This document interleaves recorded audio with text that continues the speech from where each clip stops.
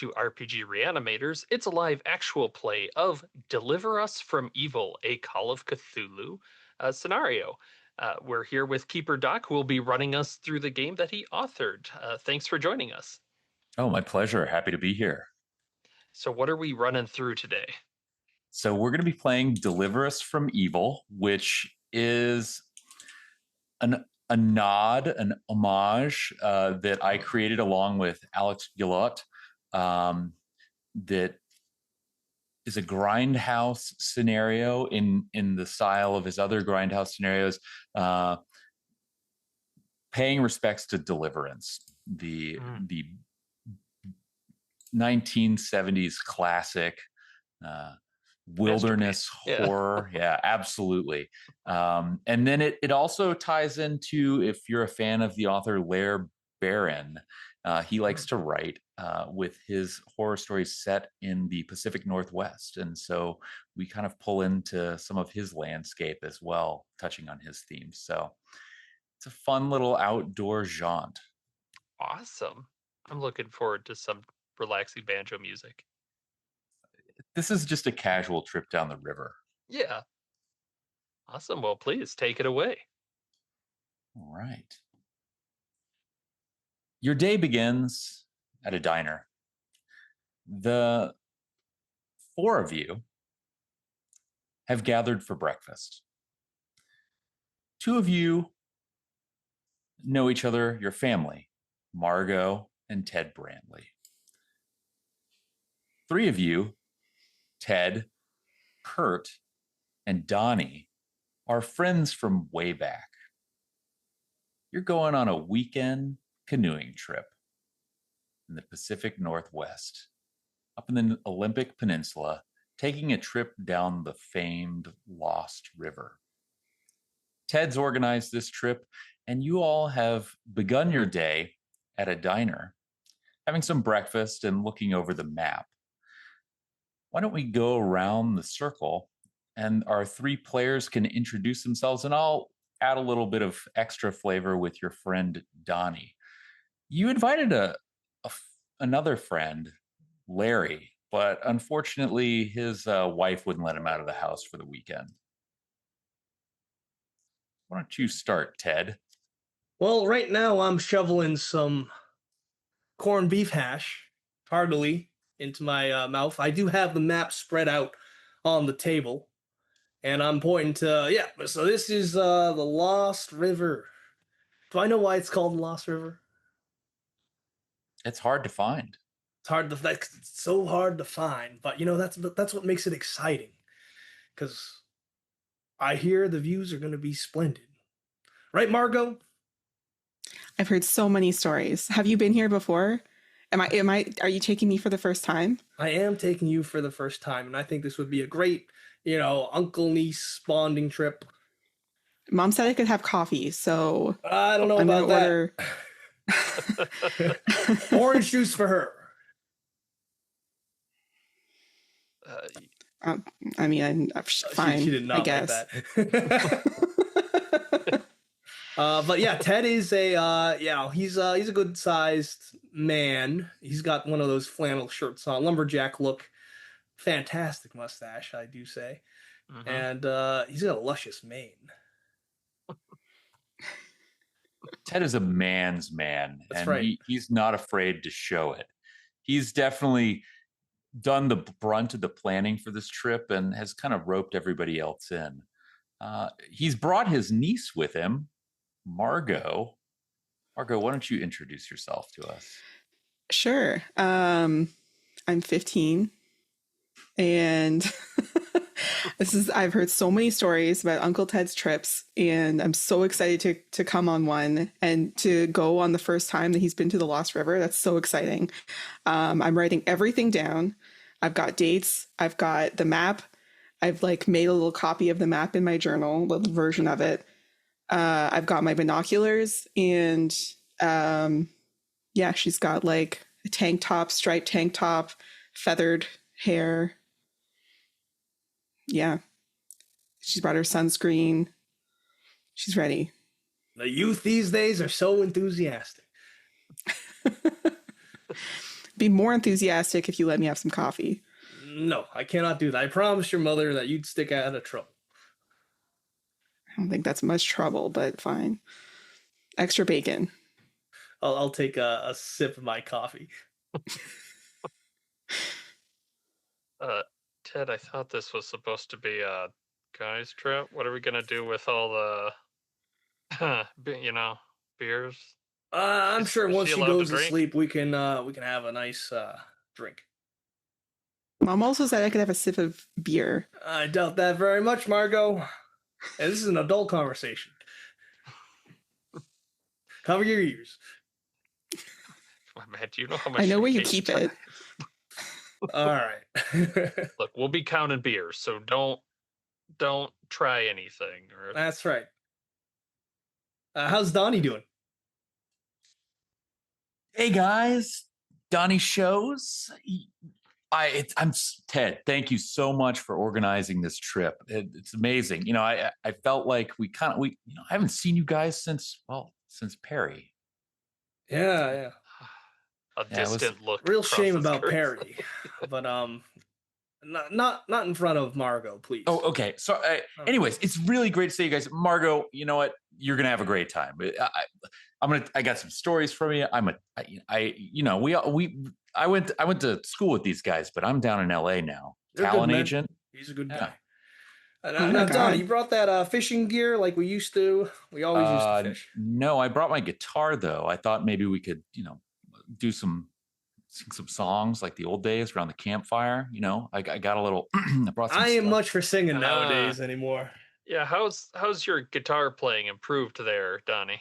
Oh, I'm great. I'm fantastic. I doubt Yeah. that. That's- I do some Yeah. backup guitar for some of my artists that I'm an agent for. So you're a down in bass LA. player? Oh no. Oh, okay. No. All right. No. Look. Do you know anyone famous? Lots of famous people. Margot. Who? Like who? No, you tell me. You ask me, and I'll tell you if I know. What year is this supposed Is to be? the- 1972. Yeah. Oh, good luck, Margot.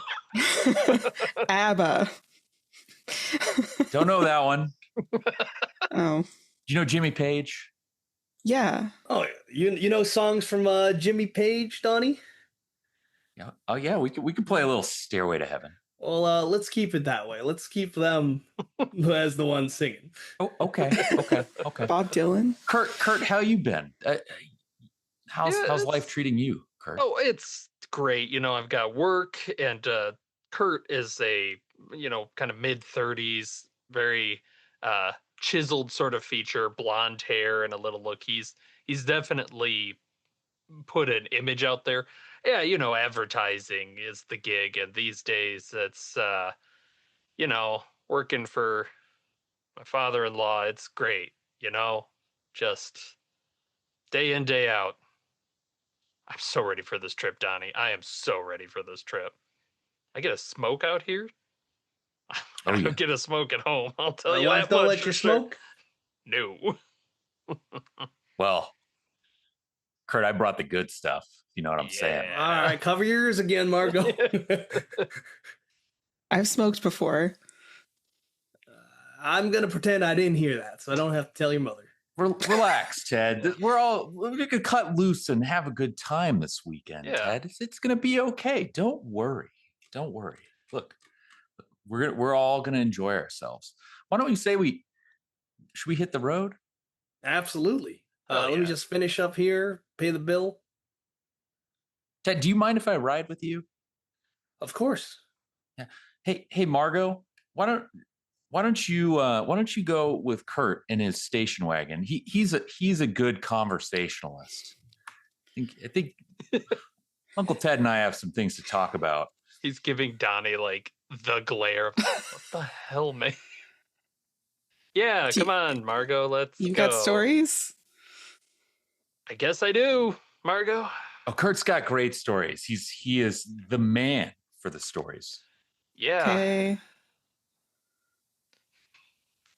Sounds This good. way. Now, did I arrange for us to meet a guide? So, Ted, that was a point of contention. And in fact, one of the reasons why Larry decided not to come on the trip. Ted, you refused To hire to a guide. allow All a right. guide on this trip. This is your responsibility. That's right. We're more than capable as able-bodied Americans. That's right. Ted, you felt like you could handle this. What you did do is you paid some folks to take your car from the where you're gonna that's nice. put in at the river, and they're gonna drive it down to where you take out. Great. We don't need the car. 30 to 40 mile float down the river. That's right. No handicaps here. No safeties. No safeties. Easy breezy. You trust the people that you paid. Absolutely. This, right? They seem because kind I'm giving enough. them the keys to my car as well, I assume. Oh, you bet. Just relax. Kurt. I'm trusting you, Ted. Kurt, relax. We're gonna have a good time. Now, Donnie. It's everything's gonna be fine. I know it. Yeah, same with you, Kurt. Just enjoy your, the devil's lettuce. All right. So here we go. load Sensible up. minivan. Yeah, let's go. Kurt, you drive a station wagon. Oh, okay. Yep. Wood paneling. All that. Yeah, absolutely. Ted's got a Bronco, and Of course. Nice. You all hit the road. It's a drive. The day slips away from you. We're gonna cut forward a little bit. I'm gonna send you all something real quick in Discord. Well, you see, Margot, graphic design is my passion. Well, those ads. Oh, I worked on some of the copy at the very bottom of those. Oh, yes. The warnings about what can happen if you take the medication? Well, I revised some of those, yes, to make them seem a little bit more positive. Night terrors become sleep hallucinations, that kind of thing. Sure.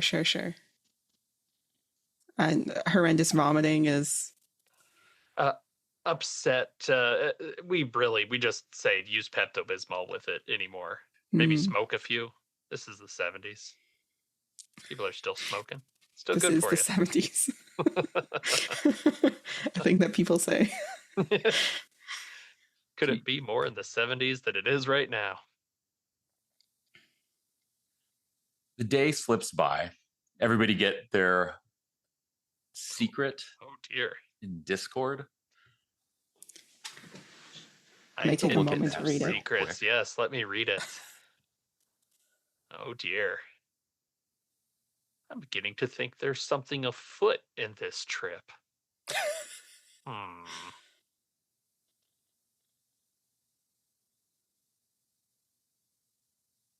Your cars pull to a halt.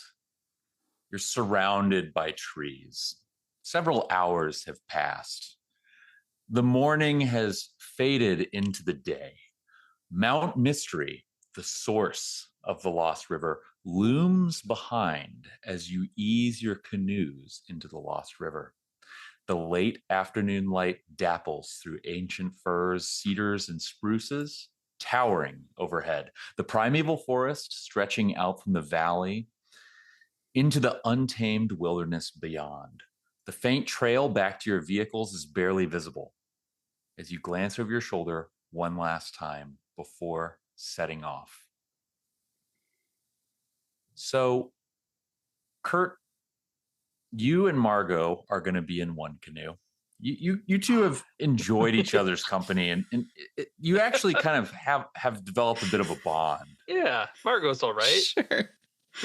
You've always wanted a kid. It just hasn't worked out for you. You guys quickly and deftly put your canoe in the river. Ted, I need you to roll a D10 for me. Sure thing. Here we go.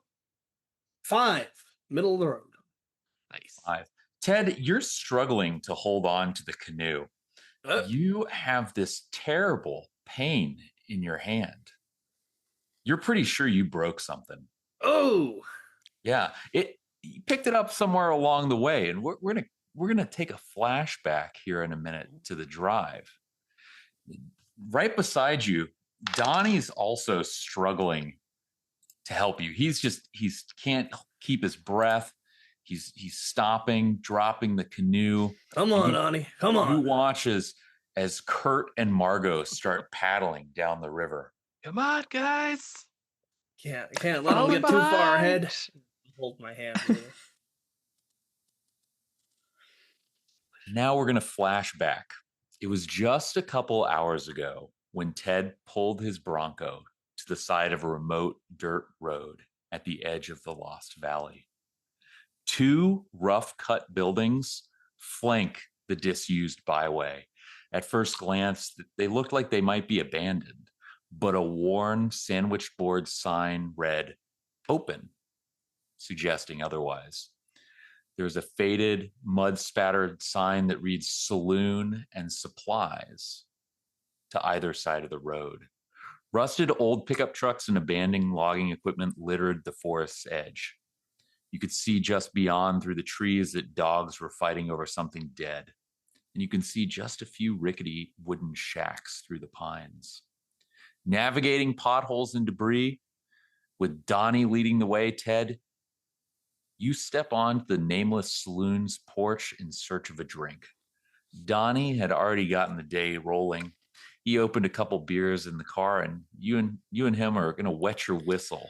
Hell yeah. This is why the niece got set off with Kurt. Oh, he's been itching to drink. All right. So Donnie's a bad I'll influence. take a sip of that can of Skull, right? That's what it's called. A little dip, getting some chewing tobacco. Sure. All right. So you're standing on the exterior of this bar, and you can see there are broken bottles, rusted oil cans, and cigarette butts just decorating the front porch of the saloon. You can see there's a grimy, dirt-smeared window. You can see inside there's just a few vague forms. Look like they're seated either at a bar and some tables. So there's definitely people inside. It looks like there's people inside. You can't hear anything. There's no sounds of any conversation. But you can hear like the occasional tap of what sounds like an empty glass on a bar top.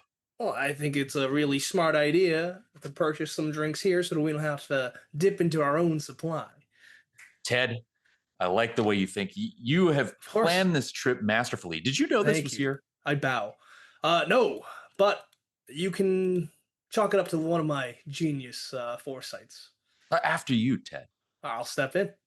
You know, like a cowboy, saloon doors open. You step into the bar's interior, and the smell is immediately oppressive. It stinks of alcohol, sweat, and ammonia. The room is lit by whatever light is managing to filter through the grimy window. There's no electric lighting in here. All 5 of the patrons that are seated at the table and the bar look up at you. There are 2 burly men at the bar wearing consolidated logging uniforms. They are holding mason jars in their hands that are filled with some brownish liquid that's sloshing around. They set them down next to their hard hats. The other you're 3 enjoying the local delicacy, gentlemen? No verbal reply, just grunts. And then you hear another series of grunts come from a table where 3 mud-spattered men in hunting jackets pause mid-drink to stare at you. No warmth, no verbal cues here. All right, then I'll walk up to the bar and I'll order what they're having. You're looking around, and as you approach the bar, there's no bartender behind it, but a very large man steps underneath a doorway from a back room. He's holding 2 large jugs, earthenware, in each hand, and he steps behind the bar. Give me a spot hidden roll. Absolutely. With pleasure. So that is a 32 out of 55, which is going to be a normal. You're just kind of casting glances around. You notice this man stepping out from behind this back room, and then there's somebody. There's some shapes in a far corner. There's a man sitting on a stool, and you notice him because he takes a deep and then spits on the floor. You can see next to him is a ramshackle baby buggy. Baby buggy. You notice this, and then Donnie, like, he taps your shoulder. He's like, hey, Ted, do you see that over there? What, And Donnie? he points in the near corner, just near the entrance. There's a music stand with an old guitar next to it. Oh boy. I know what Donnie's up to. The large man steps behind the bar and sets down one of the jugs at on the bar itself and sets the other beneath the table. He's like, what can I get you? As he gives you. How about one of those? And I'll gesture towards one of the lumberjack's drinks. 2 of those for me and my friend. And I'll lay down a $5 bill. He reaches beneath the bar and pulls out an appropriate number of mason jars, one for you, one for Donnie. We're going to cut back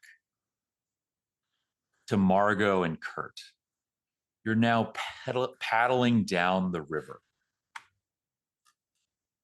You can see that Ted and Donnie are struggling behind you. They're just now getting their canoes in the water. You can see, looking out ahead of you, that there's churning whitewater approaching rapidly along the river. You begin to paddle, needing to paddle a little bit furiously as you begin to approach the rocks that are jutting out in front of your canoe. Margot, you've done this before, right? No, you're Oh, no. you're the expert. I don't know exactly what skill that would be, but I'm not sure I have it. Were there supposed to be rapids? I thought there was just a canoe trip. Well, you know, Ted. Anything that's not a dishwasher like frothing is like calm water to him. God, I wish guess I could be so. like Ted.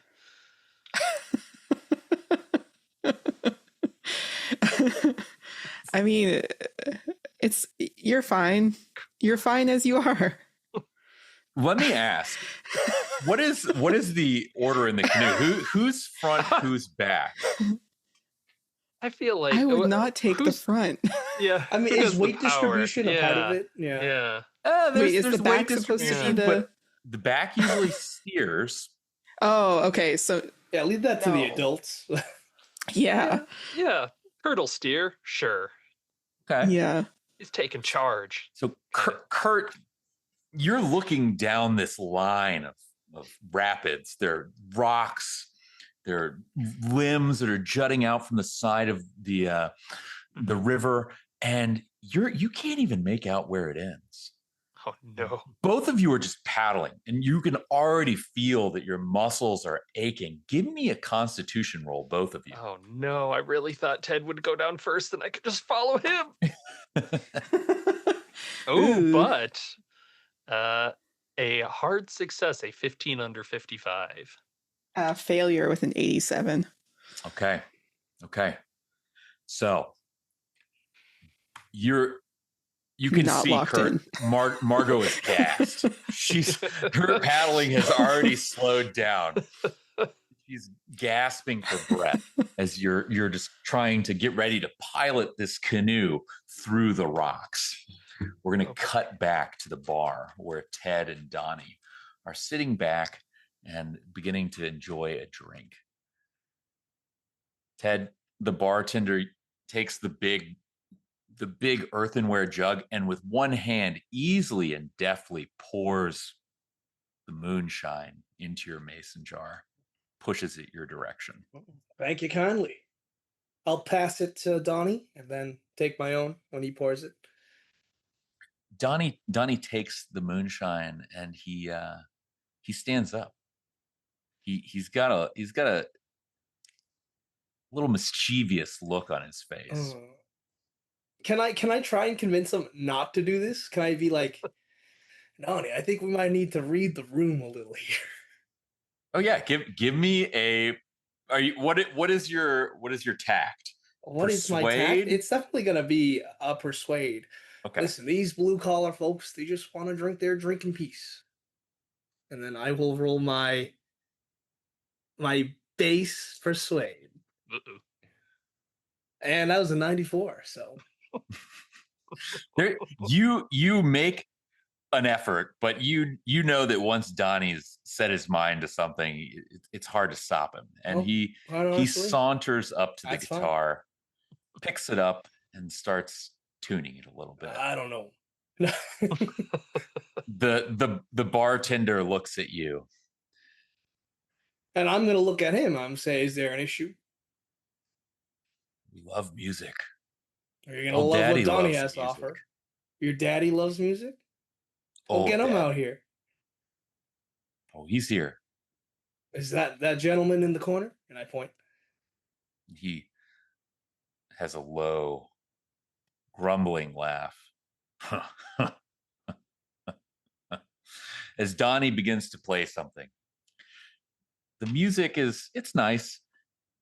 As this happens, the old man who's been sitting on that stool, carving and spitting the corner, takes the buggy and pushes it over towards the music stand.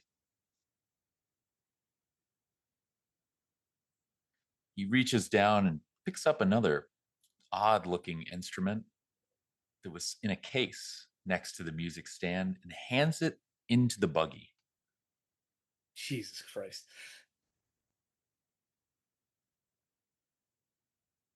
I'm going to sip on my drink and watch because I can't get a view into the buggy, correct? So you're sitting at the bar. That's right, I Right. am. You've got lumberjacks beside you. You've got the hunters that are kind of like sitting between you and where Donnie is at the other end of this establishment. You could try to approach. Well, I don't play any musical instruments, but I will maybe excuse myself, walk into the restroom, and try and get a look into the buggy. Okay. You stand up and you start looking around. Give me a spot hidden roll, actually. Absolutely. Here's the roll. It is an 84. I failed. Yeah, you failed. I mean, you're looking for the restroom and like you're not sure exactly where it is. And I'll ask as the gentleman next to me, anywhere I can empty my tunnel snake. the man sitting next to you, he just kind of like gives you a look. He's got haggard features. He looks like he's been up for days. He's like, fuck off back to Seattle. All right, so this is the this is how we're gonna do it, huh? The pace of the music that Donnie's playing at the front of the room is beginning to pick up. You're standing next to the bar. You kind of looked around, couldn't see the restroom. What are you gonna sit back down? Am I gonna sit back down? What if I just punch the guy? That'd be funny. I'm a little tipsy right now, but I think we're gonna be peaceful here. We're gonna Okay. de-escalate the situation. Okay. Like, all right, friendo, I'll sit back down. Okay. Give me a psychology roll. Sure. Oh, what, to notice that they hate me? 89. I failed that one as Lord. No, I you can't don't hold think this they liquor. hate you. You just think they're being kind of funny. well. Yeah. You backwoods folks are quite funny, I'll say. More grunts in your direction. I'll kind of raise my glass to them like a jackass. I can take a sip. They're ignoring you now as the music is playing back and forth between Donnie and whatever's in this baby buggy. The people that are sitting at the bar and at the table are engaged. They're not even responding to you. So they're just like hypnotized. This is more like wrapped. I wouldn't say hypnotized. They're just completely consumed by what's going on. Okay. We're going to pause and go back.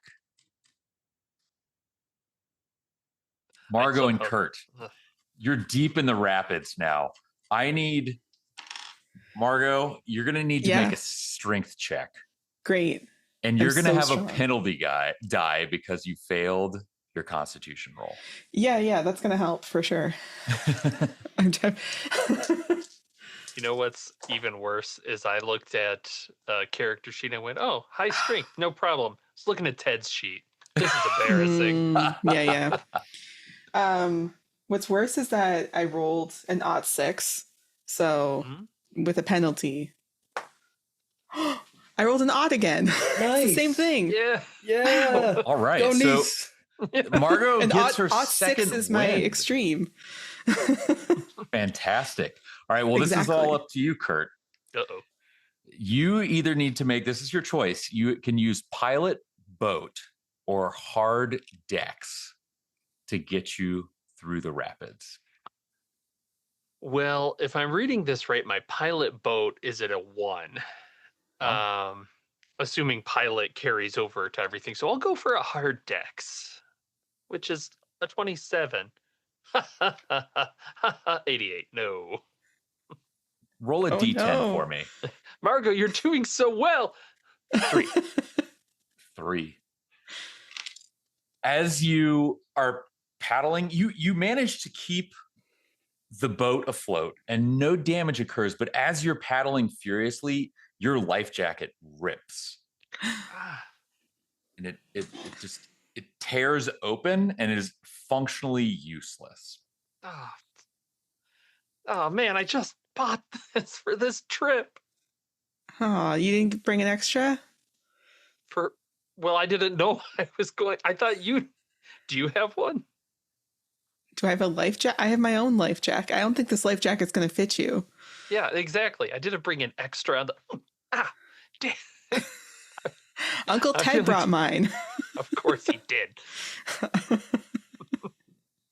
You managed to get through the rapids, but as you're paddling out of the rapids, you notice that you've kind of drifted into like a channel that runs parallel to the river.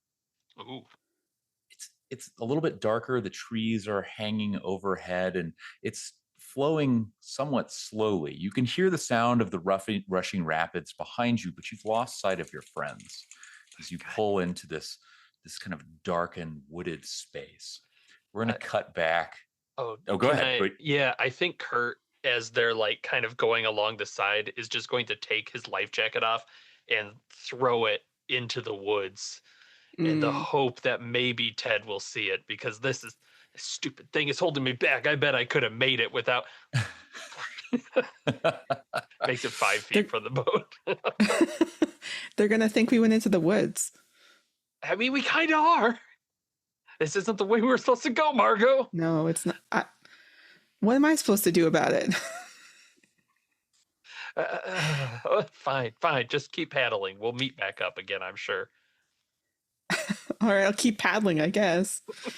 You continue paddling and you kind of move deeper into this darker like portion of the side stream off the river. And you're just kind of looking around you. The sounds have started to fade away. Back at the bar, Ted,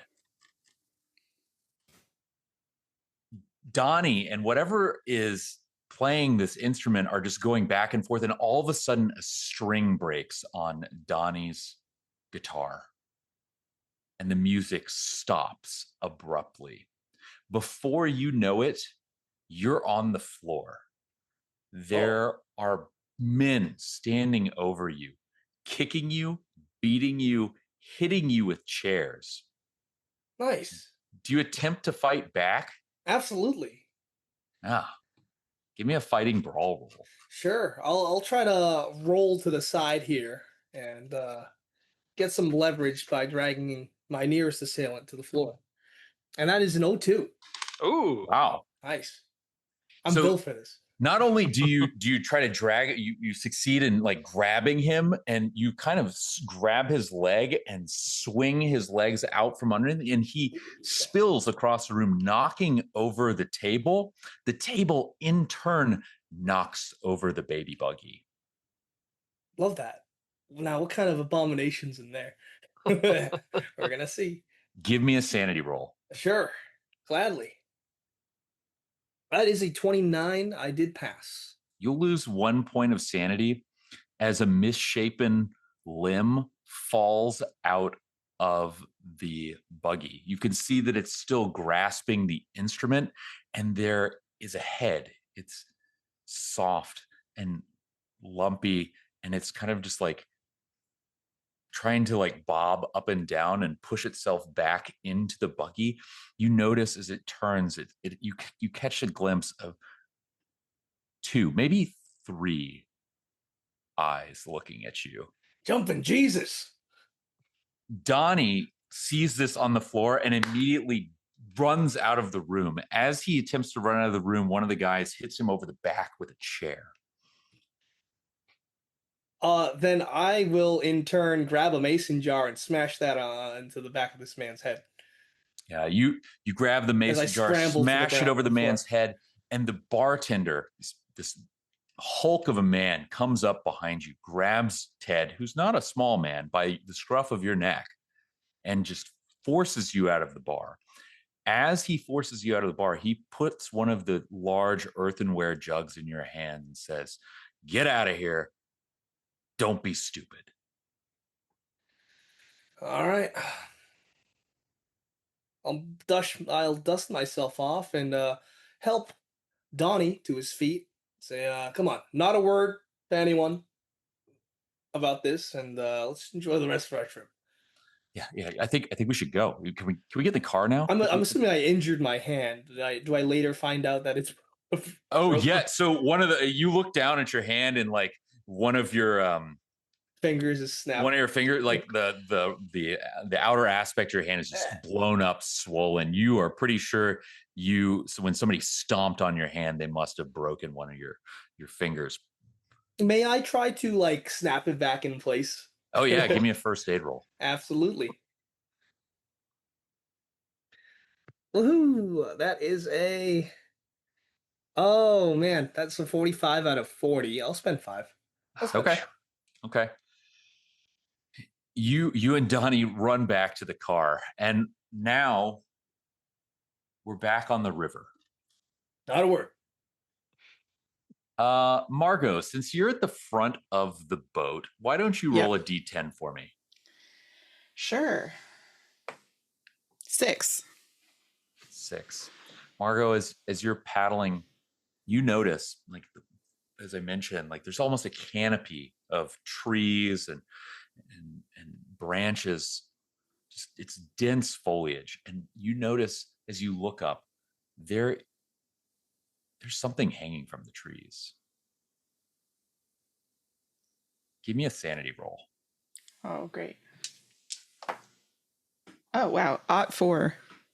Okay. You'll lose 1 point of sanity as you recognize that these things that are hanging from the trees are savagely butchered animals. You can't tell what kind of wildlife this is, but it's suspended from the trees, and they're a tangle of entrails draping down over your head. You thought they were vines, but they're actually the viscera of these poor creatures. You can see that their amputated limbs are scattered around the sides of this little river flow, the creek, as you paddle past. Kurt, is this real? Is what real? He's been like trying to look at the map with like a little match because it's so dark. Don't even see. Is what? Did someone put roadkill on the trees? Oh, Jesus. Give me a sanity check, Kurt. A River 95 kill? doesn't seem good to me. No. It's going to be D3 for Kurt. Okay, yeah, that seems fair. Oh, God. I'm sure it's just like a bomb. Let's go. Pedal faster, Margot. Okay. It's just how it's, sometimes an animal finds something. It's probably like a den or something. There's so much. Yep. Yep. Does it stink? It probably stinks, I imagine. It stinks from the viscera, but it doesn't look like this has been there for that long. The bodies are not bloated. It doesn't look like anything has eaten them. This, Just paddle. And he's like pushing some away from the canoe with one of the oars. Yeah, and you're so grateful when you pop out the side of this little creek and back into the main river, and you can see within moments, Kurt. You look back and Ted and Donnie are just sailing down the rapids, and they just paddle right up next to you. They handled it beautifully. Ted, you're now side by side with Kurt and Margot. Hey, Ted, pretty easy, huh? Yep, everything's going to plan. Are you okay, Uncle Ted? Yep. I bite my tongue. Oh, we're just getting settled in back there, Margot. Don't you worry. You having fun? No. Let's wait till we go a couple more miles. You'll change your mind. All right. We got a lot more to go. Okay. Look, we'll just have a beer tonight, and it'll be fine. It'll be fine. This'll be. Sometimes these trips start out rough. You know how it is with Ted. He just is. You just got to be tough like Ted. It's going to be up from here, I guess, right? It can only go up from here. Yeah. God. As you drift down the river side by side, you reach what looks like it was a bridge crossing. You can see that there was a wooden bridge that formerly spanned the river. Its disintegrating remains slope from the east bank into the rushing water. Everybody give me an intelligence check. Surely this is what Kurt is good at. Ooh, maybe.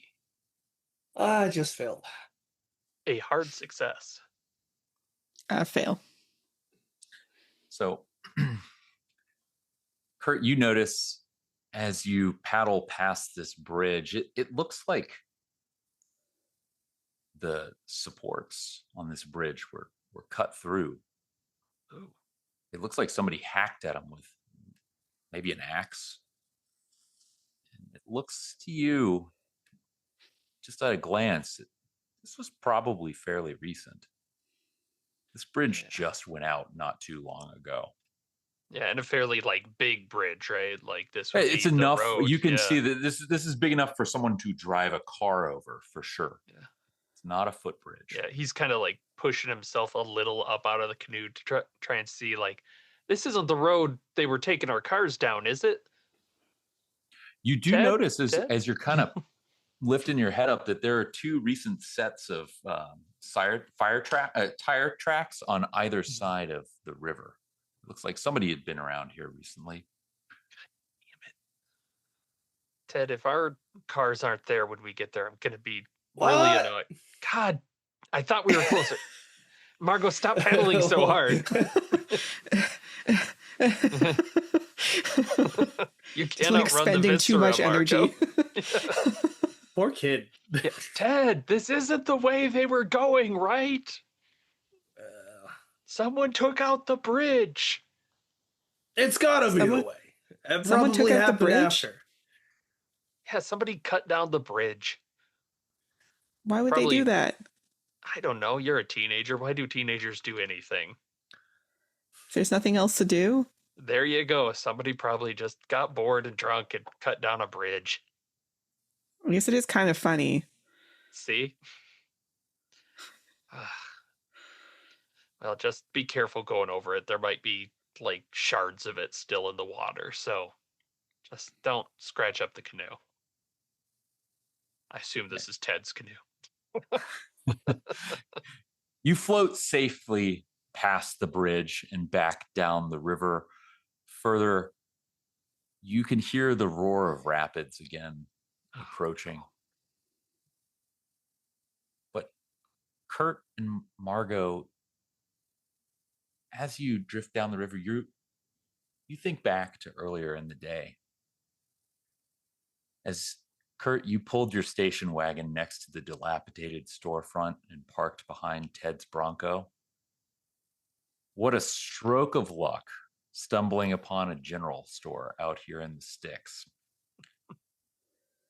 Kurt or Margot, one of you guys forgot something. What was the critical item that you forgot to bring on this trip?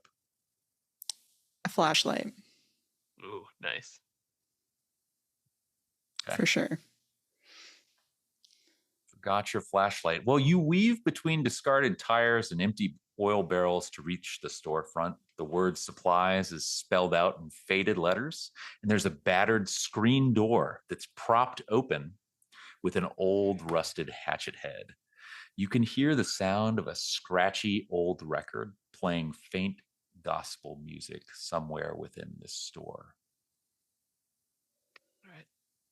Yeah, let's stop here, Margot. Take a little walk break before we're stuck in a canoe for a while. You know, you're not so bad for a kid. You know, feel like we've Thanks. come to a understand. This is, but this is You're important. okay You come for out. an old person, I'm I 30, guess.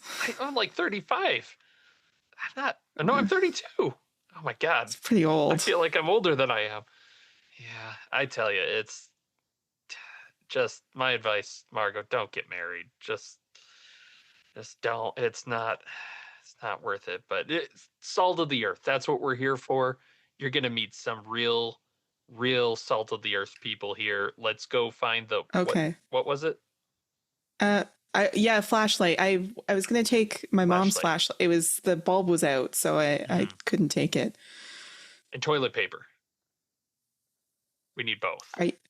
Are we allowed to use toilet paper in the woods? I'd like to see someone try and stop me. I guess so. He'll go You're up supposed and to use like a open leaf the or door something. for Margot. God, no. And you All step right. inside, and your hopes are immediately dashed as you can see the store's interior is lined with shelves, but few are even half full. There's no immediate sign of toilet paper or batteries. There's a Oh, large, battered old icebox just inside the door. You can see that wooden furniture and carvings, presumably for sale, are hanging from the ceiling. In the dim recesses at the back of the store, you can see a tall woman. Her hair is lank, her belly is swollen. She's standing behind an antique cash register. In front of her is what looks like an ornate glass and wood display case. And Kurt and Margot, you both notice that it's very out of place for this pretty rustic shop. It seems almost fancy. Kurt's doing like the look at everything on the shelves to, like you always do. Like, oh yeah, sure, and maybe something back. No, yeah, I think general store seems like a misnomer here. it is a store generally. Generally. Yeah. Welcome in, friends. Come on in. Come on in. What can I help you with? Please, come on into the store. What can I do for you?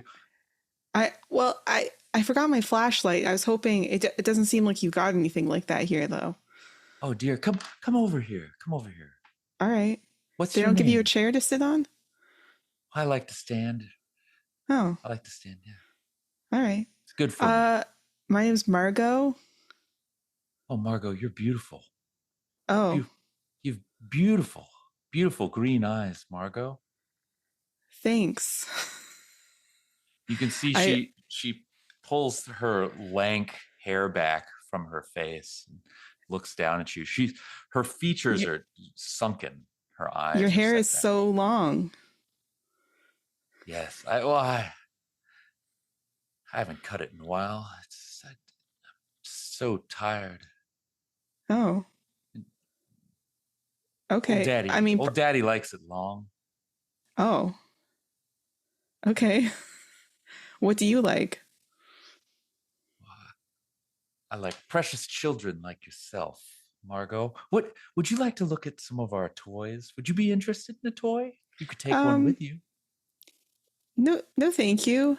I don't play with toys right at the moment. Oh, well, It's a you bit. might I'm a like bit old for these. that. Oh, how old are you, dear? 15. You don't say. Yeah, That's it's a blessing. and I also don't think I can bring it along. I feel like I don't really have room in my bag. Well, what were you looking for, dear? A flashlight. Oh, I'm afraid we don't have flashlights, but we have a lantern if you'd like. A lantern. I don't think we brought any oil or any. Oh, We I need can a lot of. You can have that too. Who does your friend here need anything? This gentleman, sir? Yeah. Do you have any toilet paper and a flashlight? We don't have flashlight. We may have some toilet paper. I'll have to go check out back, but we kind of keep that to ourselves. Do you know how to use a lantern, Kurt? I mean, how hard can it be? I'm sure I could figure it I mean, out. you're old. You can. You I'm used not that lanterns before. Not that old. Oh my god. So when's the baby due, ma'am? Desperately tried to change the subject. Oh crap. We're gonna cut back to the river.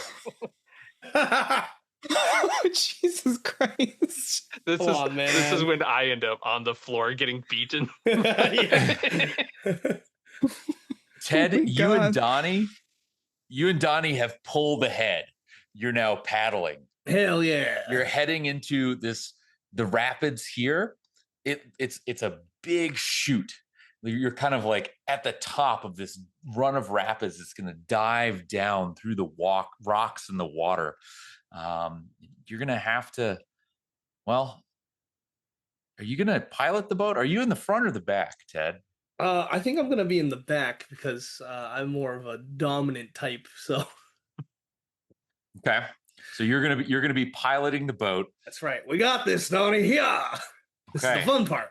All right. So you're piloting the boat. I will need either a hard pilot or an extreme dex check. Oh, okay. This is a very challenging run here. Never say never. Let's fucking go. Never 22 or punished. lower. 31. I can spend down to a 22 by spending 9. Wow. I'll do it because my masculinity's on the line. I have to. Incredible. And Donnie is paddling with all his might. He's also at this time like he's holding a joint like clenched between his teeth and just like paddling and puffing on the joint simultaneously. This will put hair on your chest, Donnie. I told you to relax. I told everybody to relax. This is great. I'm having an amazing time, Ted. Great trip. Great trip. We just whew.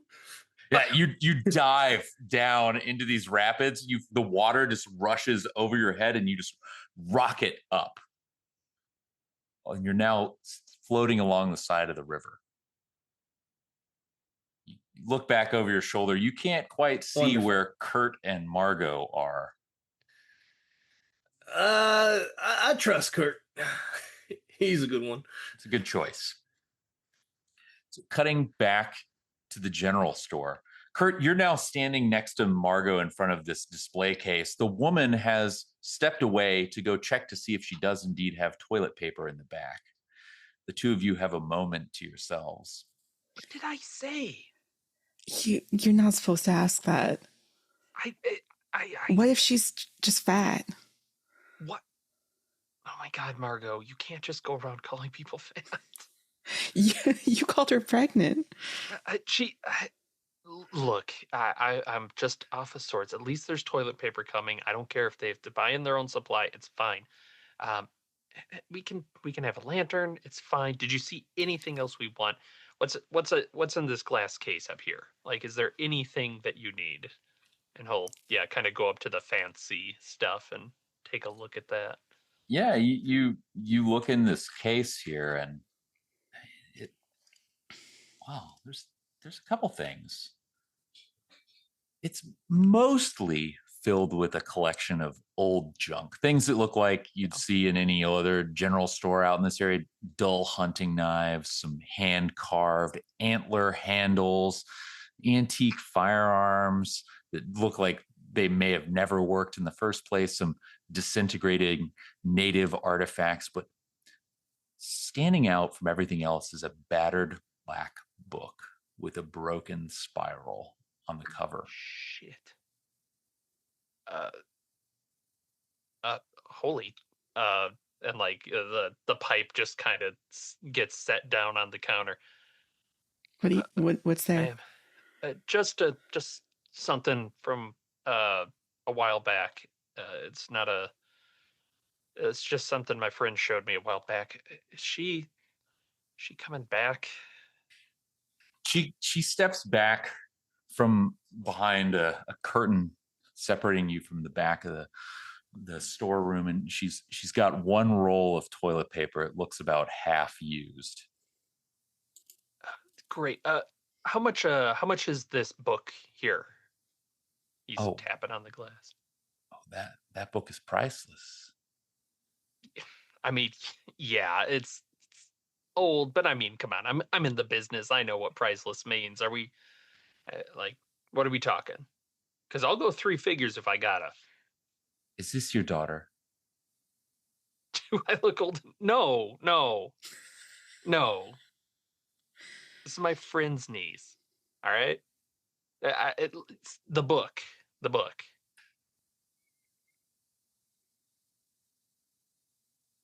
$50. Uh, But you must treat it with care. don't worry about that. You must get it to the other side of the river. Sure. Yeah. Absolutely. Absolutely. Yeah. No problem. Yeah. 50, and he's just like pulling out his wallet and throwing down money. I should check his credit real quick. Does he have walking around money? He hits the spending cap and goes, Margot, do you have $10? I I guess Okay. probably have $10. I'll pay you back once That's a lot of money. we get home. Yeah. Yeah. Thanks. And it's too quick the way he like grabs it out of your Yeah. hand and gives it to the lady. Please be careful. And that's for you my take school care of her, supplies. sir. It's fine. We'll get you more supply. I will take excellent care of it. I'm very careful with my things. Uh, thank you. Thank you. And the precious child. Take care of her too. Yeah, she's 15. She can take it. Sure. Sure. Yeah, I'm practically an adult. there you go. She's practically an adult. No, she's just a child. Okay. Sure. The book though, can we make progress on? Would you like something to put it in to keep it safe? Oh yeah, if you have something, I was gonna She put it in my pulls out backpack. like she gives you like a piece of leather and like folds it up. She's like and ties it in a bundle. It's like this should just keep it tight. It won't get wet. Yeah, I know you're going to the river. Yeah, yeah, of course. I've been on a river before. I've not fallen in. It's fine. It's dangerous out there. I've got a life jacket. I'll be fine.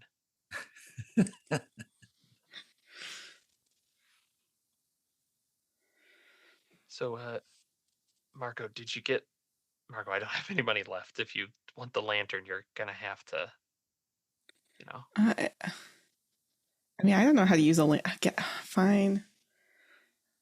How much Child, is the lantern? you can have the lantern. It will light the way. Old Daddy Okay. will take care of you. Bless you. Bless you. And she reaches down. She steps to the side of the display case and reaches down and picks up it. It's a little doll. But it's made of like wire, rusty old wire, and like has clothes made out of like mildewed sackcloth. And you can see her reach out with her emaciated hand. Her skin's translucent, and she like looks up at you with her bright green, jaundiced eyes and passes this doll to you. It pricks your finger as you take it. Yeah. This doesn't seem safe. I don't you don't need it? It's You for don't you. need it? It's a gift, child. You be careful. Okay. It's so sharp. At that moment, the two of you hear like a horn blaring from outside. Oh, Ah, that must be Repetitive Ted. honking. Yeah, that must be Ted. Sorry, man. We gotta go. We have a schedule. We gotta meet some people for the cars. Thank you so much for your store. Good luck in the future with whatever is going. Thank you. And Oh, he's daddy, like oh, daddy, basically bless leaves you. Marco. Bless you. Bless you, child. okay. Bless you, son. Yep. You Bye. bear the word. Thanks. Sure. She waves. You can see like Donnie's leaning over Ted in the Bronco, just like pushing on the horn as you walk outside. We gotta go. Break time's over. Ted, you're floating down the river, and Donnie's like, "Hey, Ted, do you see this?" See what? He points out alongside the river. It looks like something's sticking out of the ground, like it looks like on the muddy banks of the river, where the flow of the water is stilled a little bit. It looks like something's been set into the ground. Give me a spot hidden roll. Well, actually, instead of doing that, given that we're quite ahead of Margot Yeah. and Kurt, can't we just go over to the shore bank? Oh yeah, Wait for 'em? absolutely. You're gonna pull over and wait. Yeah. Okay. Yeah, you pull off in your canoe, and you can clearly see that someone has stuck. It looks like pieces of wire that have been shaped into like androgynous looking Like a long limbed scarecrow made of wire. forms. Yeah, they're not that big, maybe like 6 inches at the most. And Oh. they have arms that are like grasping onto the trees. You can see a couple hanging above, and they're made of what looks like rusty old wire, twine, and moldy sackcloth. This here's quite curious. You see anything like this before, Donnie? No, no, that looks like trash. Must be from the river folk then. Yeah, Donnie is clearly high. You're creeped out by this, and so much so because you keep the more you look, the more of these you see. They almost seem to be, they're not moving, They're watching us. but there are almost 50 of these things that you Whoa. can spot. Give me a sanity check. As Absolutely. Donnie is focused on rolling his next joint. I did fail that one with an 89. That'll be D3. And this is you're kind of just taking this in, and you can give me your response to your 2 sanity loss as Kurt and Margot come barreling out of the rapids next to you. I think as a masculine person, I think I'm just gonna kick one over and then get back into the canoe. Oh, so you got out of the canoe, like Yeah. to actually Inspect. Yes. inspect and then destroy. I love it. Absolutely. That is very Ted. Good. I was typecast in this role. I thank the Academy. Seems one of them has a little mustache. But as soon as I see Margot and Kurt coming up the horizon, I'll get back in the canoe so we can all ride together. But it looks like they survived the rapids. Maybe. Nothing to it. That was crazy. We're Can getting you better. swim, Kurt? Let's not put that to the test. Yeah, I'm okay. I could look, if I go overboard, I have every confidence that I will be able to get back to the canoe. Okay, if you need some tips, I go to swim meets. I'm like, I appreciate it, Marco. I can but teach you the butterfly. I can teach you to doggy paddle. Do you need help? I could doggy paddle. Hey, Ted. Hey, we're just Talking about pretty swimming. easy. Pretty easy. Just saying how good we are at it. Back in high So, school, I was lifeguard. of course you were, Ted. Of course you were. You're so cool, Uncle Ted. Thanks. You play. Oh, that looks like that doll the lady gave you. To see Ted like slightly standing on one. Yeah. Quite frankly, I don't care for him.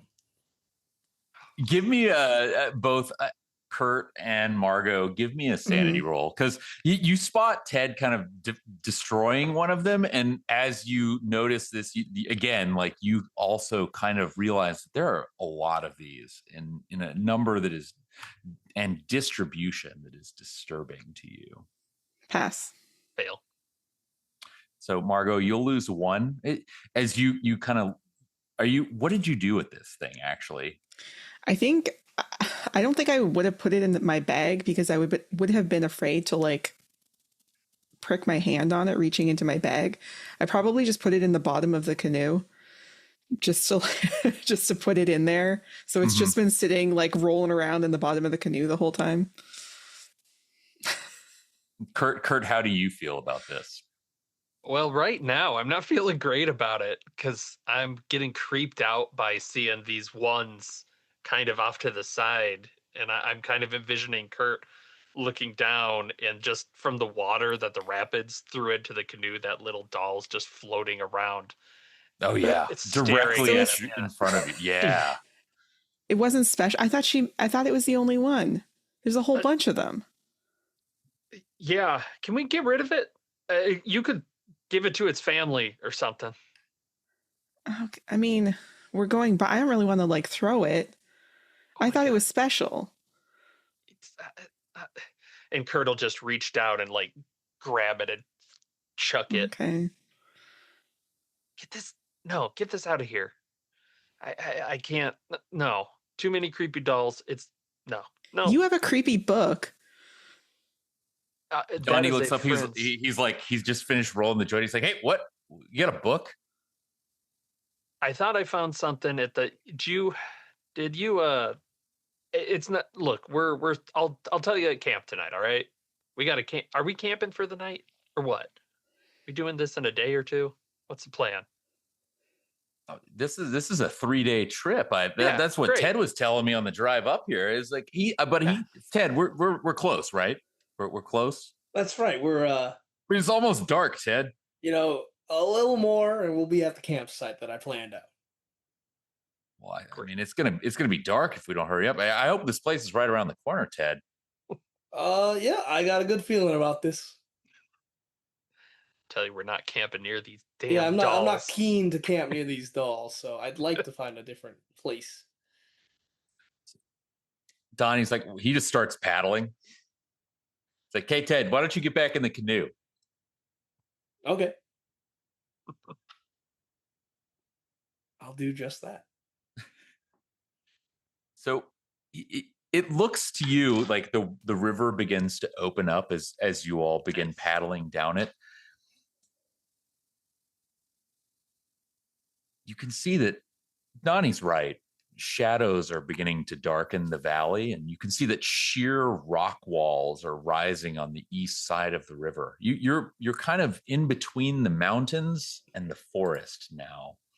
You can see to the west that there's a sharp slope that leads up into the gloomy wilderness. Light is beginning to fade. You can see that there's an area that's opening up in front of you. It looks like maybe a lake or big pond. As you approach that, you hear distant hooting and hollering echoing from the depths of the woods on both sides of the river. Oh, looks like we're not alone. I thought this was hard to find. I thought so. Now this hooting and hollering, it sounds like other people or like an animal. Give me a natural world roll, Ted. Absolutely. With pleasure. Natural world, coming right up, and that is a 54 out of 50. So You can't tell. You just can't tell. all right. So with extreme confidence, it's just the local wildlife. Yeah. So Yeah. I see no problem with setting up camp in the next clearing we find. Yeah. Yeah, This is the fortunately, the lake. river Yeah. quickly opens up into this small lake. You can see that there's an old, massive, ancient rock slide that has formed this lake. There are, from just as you paddle in, you can see that there are two potential locations to camp. To the left is it's a clearing. It's a choice camping spot set back from the water. It features flat ground and is shielded by tall pines and stout boulders. Good protection from the wind. It offers an excellent view of the lake and the sandy beach across the lake, and then Mount Mystery to the north beyond. On the opposite side, you can see there's a beach. It's a sandy beach. It would afford you quick access to your boats and would make a fine site for a bonfire. You notice that just beyond the beach is what looks like maybe an old abandoned logging site. You can see that there's rusted out equipment and collapsing wooden shacks. You can see a moldering sign that reads Mud Bay Logging Company. Great. I love the side of the beach. Let's do that. If you think so, Ted. That's right. I planned this trip. I mean, obviously we're democratic here, so Yeah, you knew whatever there was people a vote for. logging company here, Ted? Yep. All right. I But if I know. I don't knew believe it. as of now.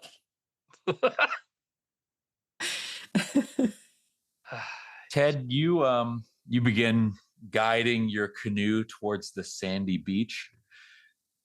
You pull your boats up onto the beach, and you've got a nice space to set a camp. You can see that beyond is indeed it is the remains of an old logging camp. You don't see any evidence of people, no one else around from where you're standing. Well, let's set up camp, and then if we do have the time, we can check out some of these old buildings. Yeah. Yeah. So you guys could do that. I wanted to, yeah, as we're like pulling that up. So do you remember our buddy? Perry? Before he disappeared, he showed me what I'm pretty sure is that book, Margot, that I bought. I'm pretty sure it's the same book. What's in the book? I don't know. Perry didn't. He told me there was something in it that's important, like it had answers or something. So I am keen to get a hold. And he's like patting his chest because he's kind of like shoved it in between his shirt and his like uh like his pants so that it stays close to him. And with that like leather, it's probably humid as all hell. Uh, yeah. I kind of want to sit here and read this for a little bit if that's fine. You guys can gather wood. Ted, you can probably just grab a tree and break it down. I'm not that strong, but thank you for the compliment. Kurt, I sent you one of the pages from the book. You're Ooh. flipping through it, and it's quite interesting. There's a lot to take in. There This, really this is. This one page has grasped your attention for the moment. All right. Let me read this out since I've got it in front of me, and I'll definitely put like a little thing in front of it. Um, it has a lot of like annotations on it, so I'll read the main text. Oh, but it looks like verses. All right, I'll start in annotation. They bridged it twice. In 1935, decaying bones picked clean, no span remained. His little goblins hid in the craggy rock. Okay, that's not okay. And now this is fancy pants text. Yea, they shall come unto him knowing or not. He bids the blessed children into his pool of eternal life. In it they shall bathe and know all. Okay. Yeah, sure. This next one's a little little tough to read. This Charles Barnes Seattle Press Expedition 1890. And so we arrived at the throat of a monster, silently something away the water, seeking away. The weeks themselves seem something expressions. Goblin's Gate. Uh-oh.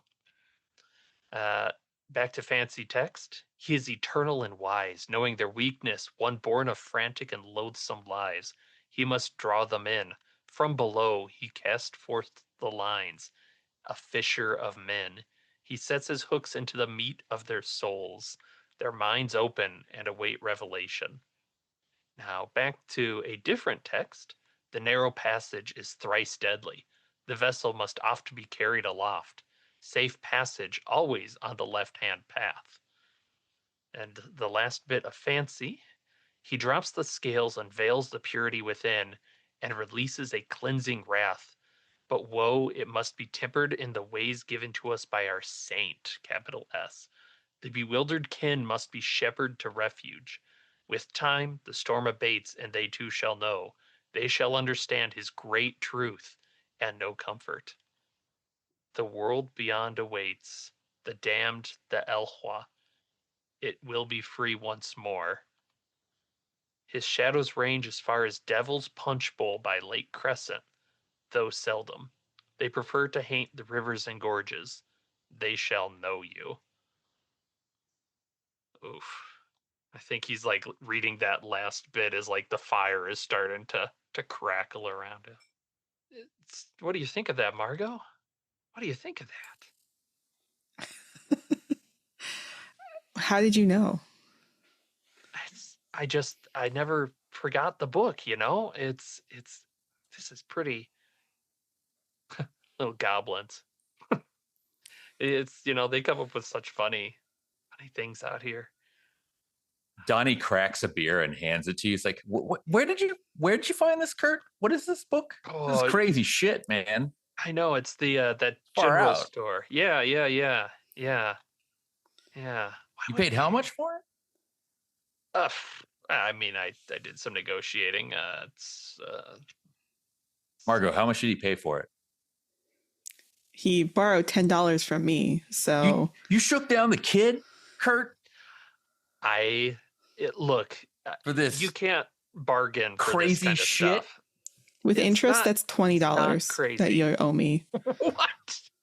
Oh, smart kid. God. All right, you know what? I can't. If you give me a beer, though, it'll be 15. How about I tell you a secret, and instead of beer, I'll give you a beer. Come on, Ted. She can have a beer. Relax. Let her have a beer. Relax. It'll save me money. On. All right, then I won't tell her the secret. Oh, you got a secret, Ted? I mean, I kind of want a secret, but also a beer. Are we playing a game here, Ted? Yes, we are. I take out a deck of cards. This is so common. Just let her have a beer. For Pete's sake, we're in the woods. It's fine. All right. I give. I won't tell. It better not. I'll hand her a beer. It's just one beer. She's not even gonna like it, Ted. Relax. Super irresponsible of me. Yeah, it's pretty nasty, I'm imagining. Yeah.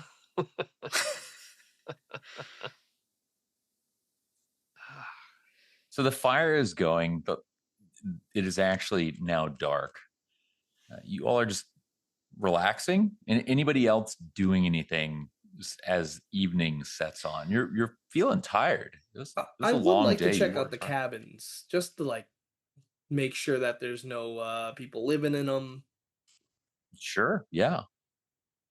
I think at some point, so we're at the beach, of the lake or the beach of the river. So a riverbed or like the river opens up into a small lake or a large pond, and so there's a beach on one side, and on the opposite side there's a clearing. And as you were pulling your boats up onto the beach, you could see that they're where the river resumes and the, sort of this lake drains back into the river. You can see that there's a metal bridge spanning either side of this lake Okay. that you can cross.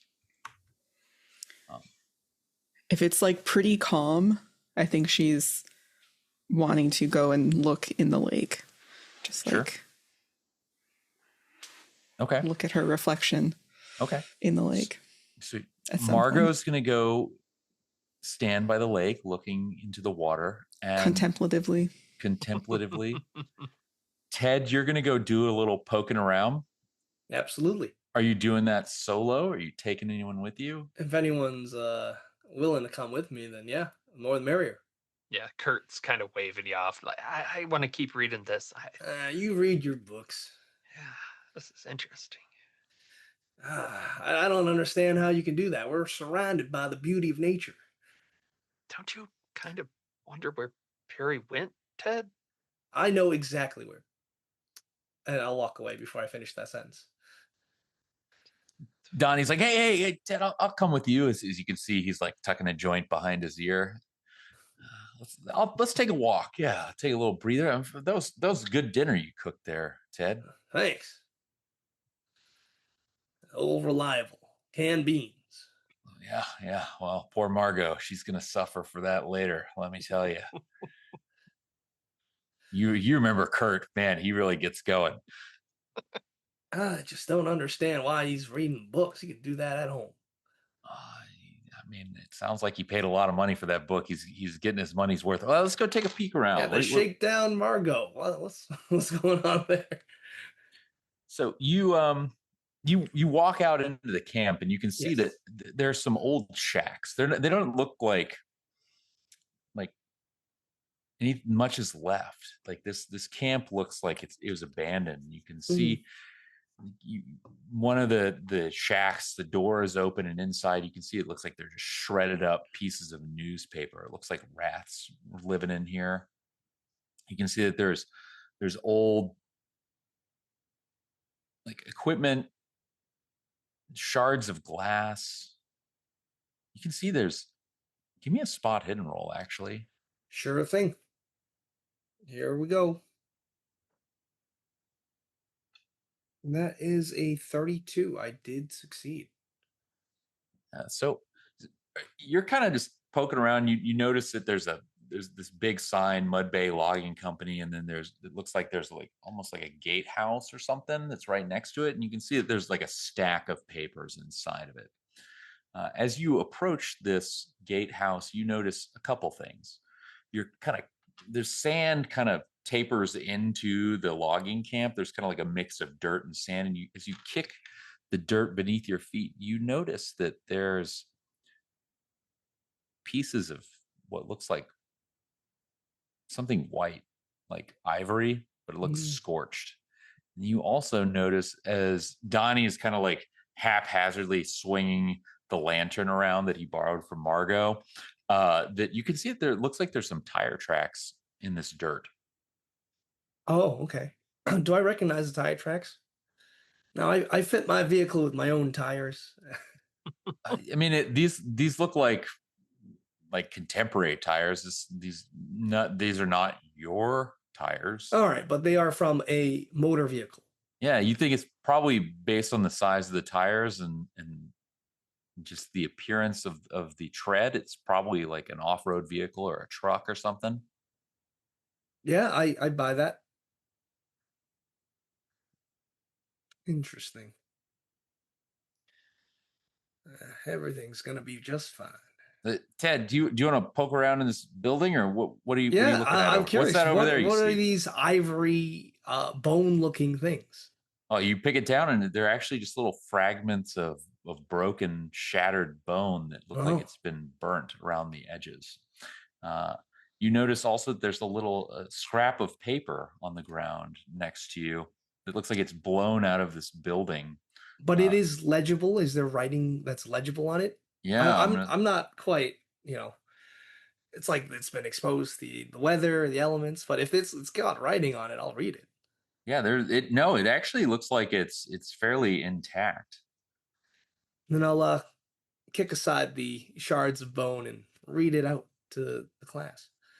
Logging Camp Carnage, Olympia-based Mud Bay Logging Company, announced the emergency closure of their exploratory Lost River camp amidst heinous rumors and rampant speculation.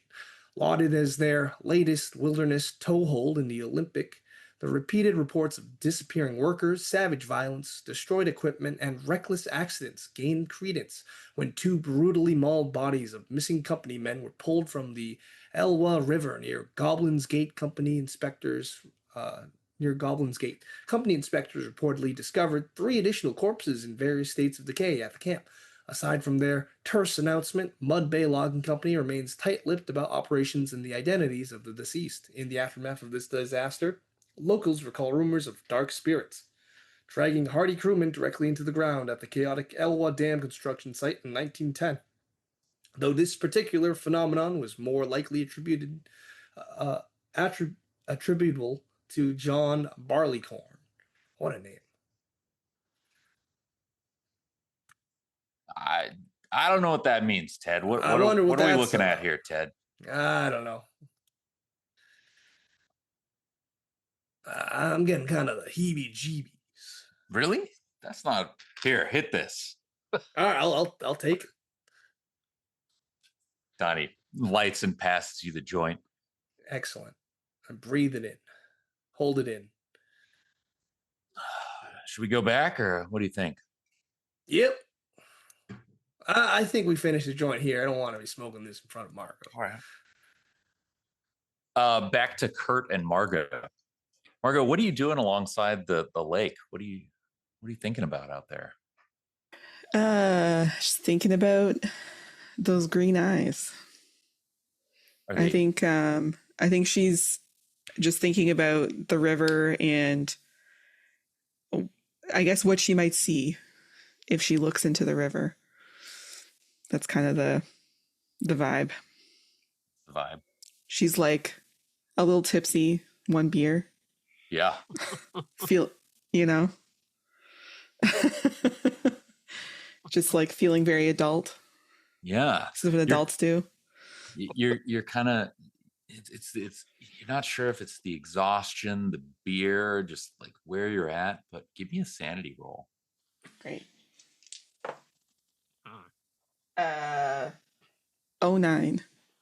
I can't believe how many under 10s I've rolled. Well, I mean, it's wild. Margo, this is not. I mean, like you're not going to lose any sanity because you feel like you've seen this before. You're looking down. The moon is above, and it's bright enough that you can see your reflection in the water, and you're staring at your eyes in the water, and all of a sudden they flare red, and you see it looks as if they're bloodshot, and the red is beginning to just sort of spin within your iris, and you catch your breath, and then blink, and it's gone again. Just normal beer stuff. That's what happens when you drink beer. Probably. Okay. Great. You step back from the water. Yeah. Just go back to camp.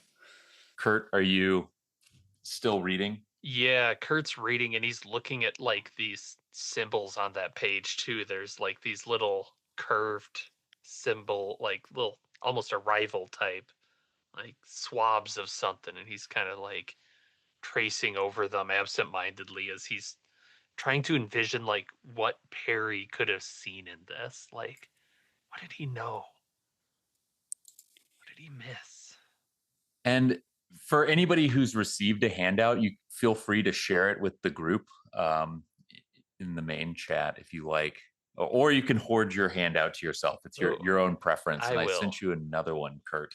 Ooh, Kurt, I do love a good handout. Let me paste the first one real quick so that everyone can see my ramblings are not as mad as they seem. Maybe. Oh, there we go. Ooh, here we go. A new page. The persecution of Saint John Tornau. Two O's. Delivered this world into. Let me try this again. Delivered into this world on September 4th, 1880. John Tornau took to the Washington forests as a tyke. He knew the woods and its animals as his family. Betrayed by his brother, who slew his cherished hound, John sought vengeance against his brother's own, and then he retreated from the world. He heard the call. He grew into a mighty man, tall and powerful. The animals came to him without fear. He dressed in their skins, man, they should have been a little afraid, shod with bark. He defended his sacred domain from outsiders, loggers. He knew the mysteries of this blessed land.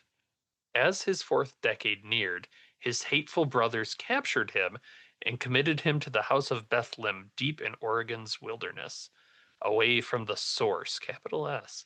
But he could not be held, and he faithfully returned unto his sacred domain. At the foot of the mountains he found safe haven, and beside the river he found a babe, alone, a perfect child with eyes of green, and thus he was called Below.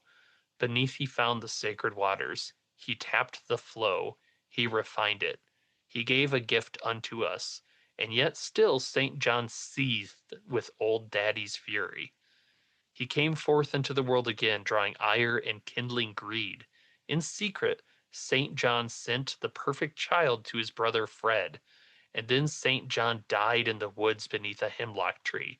His restless soul spilled out, and old Daddy held him forever. All right. Then we have a couple of additions here. One looks kind of like a hymn.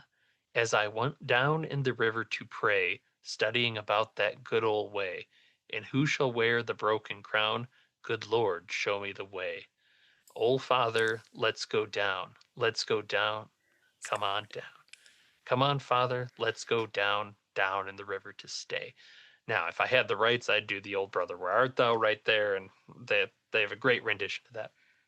Then we have Mesopotamia, Tigris, Rouge, Karka, and Irtish. Now, I know one of those is a river, at least. Yeah, he'll kind of show that to Margot, since she's closest. Look at look at this, and the same circle is on there again. Isn't this? That's wild. Old Daddy, creepy. So a guy went crazy. What? Mhm. And came He back and killed a found a dog. kid. Who would do that? That's just weird. I don't know. It's something to sleep on, right? Hmm. And I think at this point he's remembering a little bit of like, eyes green, right? Isn't that what the lady was saying about you, Margot? Yeah. Yeah. What does it mean though? I don't know. What's your dad's name? She also called me a child. Is there some Well, kind of pool of eternal life? I don't know about that. Like, but then there's that pause. But maybe that's what Perry was talking about. Huh. Ted, cutting back to you, what are you and Donnie doing out in the Well, if logging I camp? finish the join up, I'm gonna head back to regroup with everyone. Okay. Yeah. You walk back into camp and you can see that Kurt has got Margot by his side. Margot, are you interested? Like, is this like Yeah. a close conversation? Okay. Yeah, You for guys sure. actually Yeah. did bond in the station wagon. I think I'm making notes in my journal as well, like trying to help him like decipher Multiple some of the near-death stuff. experiences in the Yeah, rapids for have sure. bonded us. Even That's though he's good. old, it's fine. Yeah. You're like, his fourth decade neared. Kurt's way past that. Yeah.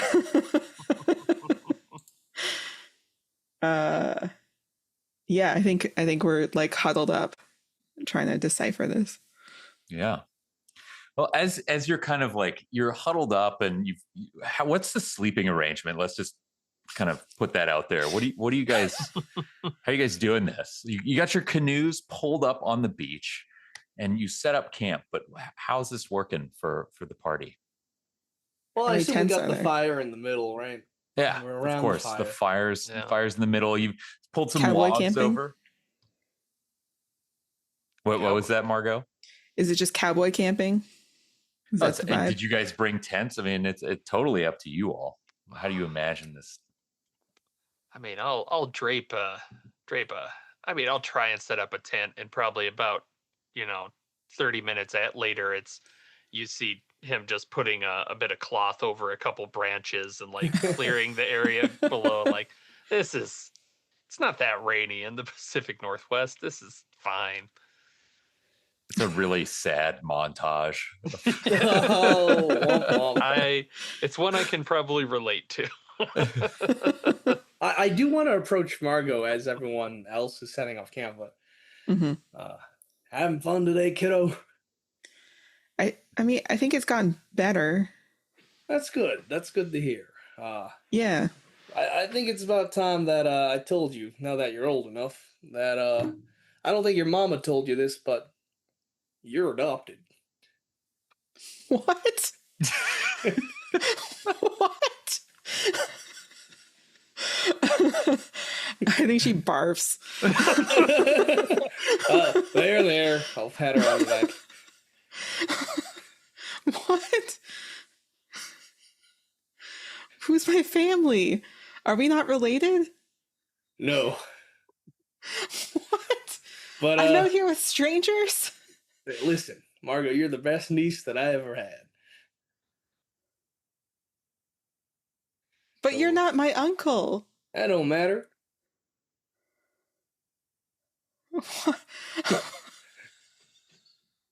What?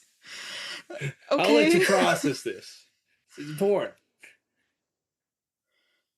But I'll just stand there awkwardly.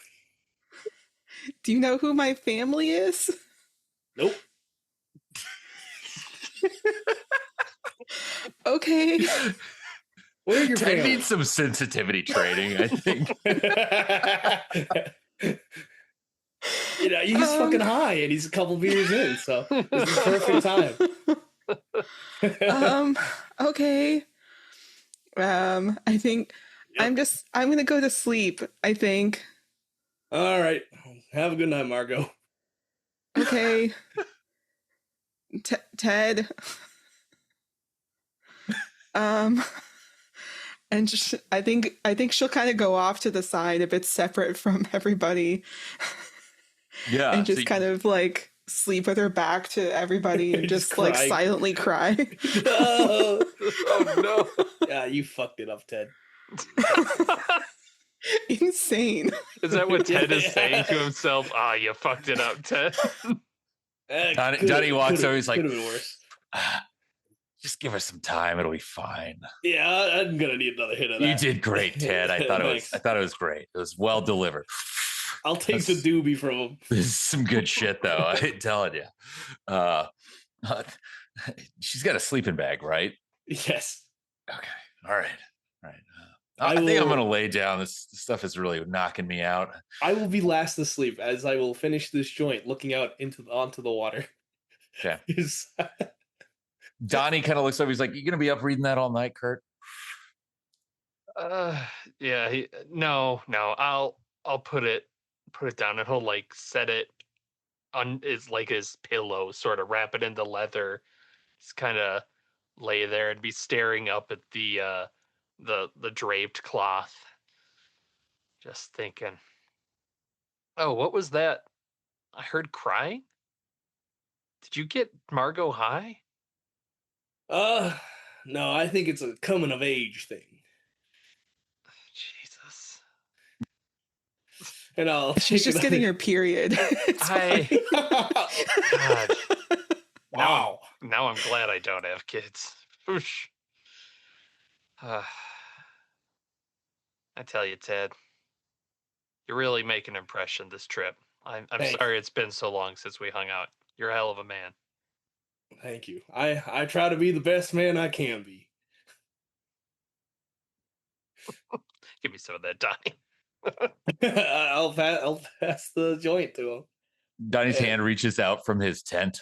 He's like, "All right, guys, Hi, Don. This is a nice little nightcap. I'm bedding down. Okay, just try to don't break any more hearts or upset any more children for the rest of the Yeah. night. Okay. Whatever. All right, Ted. Kurt will take a big puff and then hand it to Ted. I'm turning it too. Yeah, I'll finish it up after maybe like half an hour and then just stomp it out in the sand. Not just one long drag. Yep. Ted, you take one last look before you get into your sleeping bag. It's peaceful out. It's quiet. You can hear the flow of the water. It's very gentle as it laps up against the shore and moves through the lake and into the river. The clouds have started to sort of cover up the moon. It's a great time to go to sleep. There's a very gentle breeze. How about we take about a 10-minute break? Does that Great. sound good? Sounds Yep. great.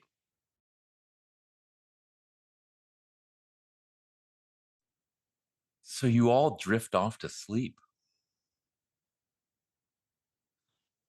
Or do Some you? happier than others. Yeah, oh yeah. Yeah, I think I'm out Everybody- like a I rock. hope so. Everybody give me a listen check. I'm going to need a hard success here. Yeah, that's good. Am I good at listening? Well, you're not gonna get it. Oh. I failed. So behind the scenes, we didn't get as much luck as one might expect on a normal one. So the 11 luck would be dearly spent to do this. So I'm not going to. I got 91, so I can't spend down. No passes. She's crying herself to sleep, so. So sorry. Yeah, I don't want to hear the sobs. I'm intentionally not listening. Ted, I assume you failed also. Oh, Ted. Did you fail, Ted? Yeah, I have failed. Well, Ted, that hit pretty hard. You're out. Everybody's out. Kurt, you awake with a start. Something has bitten you. You look Okay. down and there's a hunk of meat missing from your ankle. And you hear something skittering out of your tent into the dark. You take 4 points of damage. This was a chunk of flesh. In retrospect, maybe 11 luck would have been worth spending. Yeah. All right. So there is a large scream of pain erupting from a little bit back in the foliage. Ah! Ah! Ah! Does anybody respond to this? Ah! Yeah, of course. I will groggily roll over, wide-eyed. Ah! What's going on? Something bit my leg. There's so much missing. I'll stumble out of the tent and I will look around the environment. Yeah, everybody now give me a spot hidden roll as you look around. You hear like something rattling in the brush.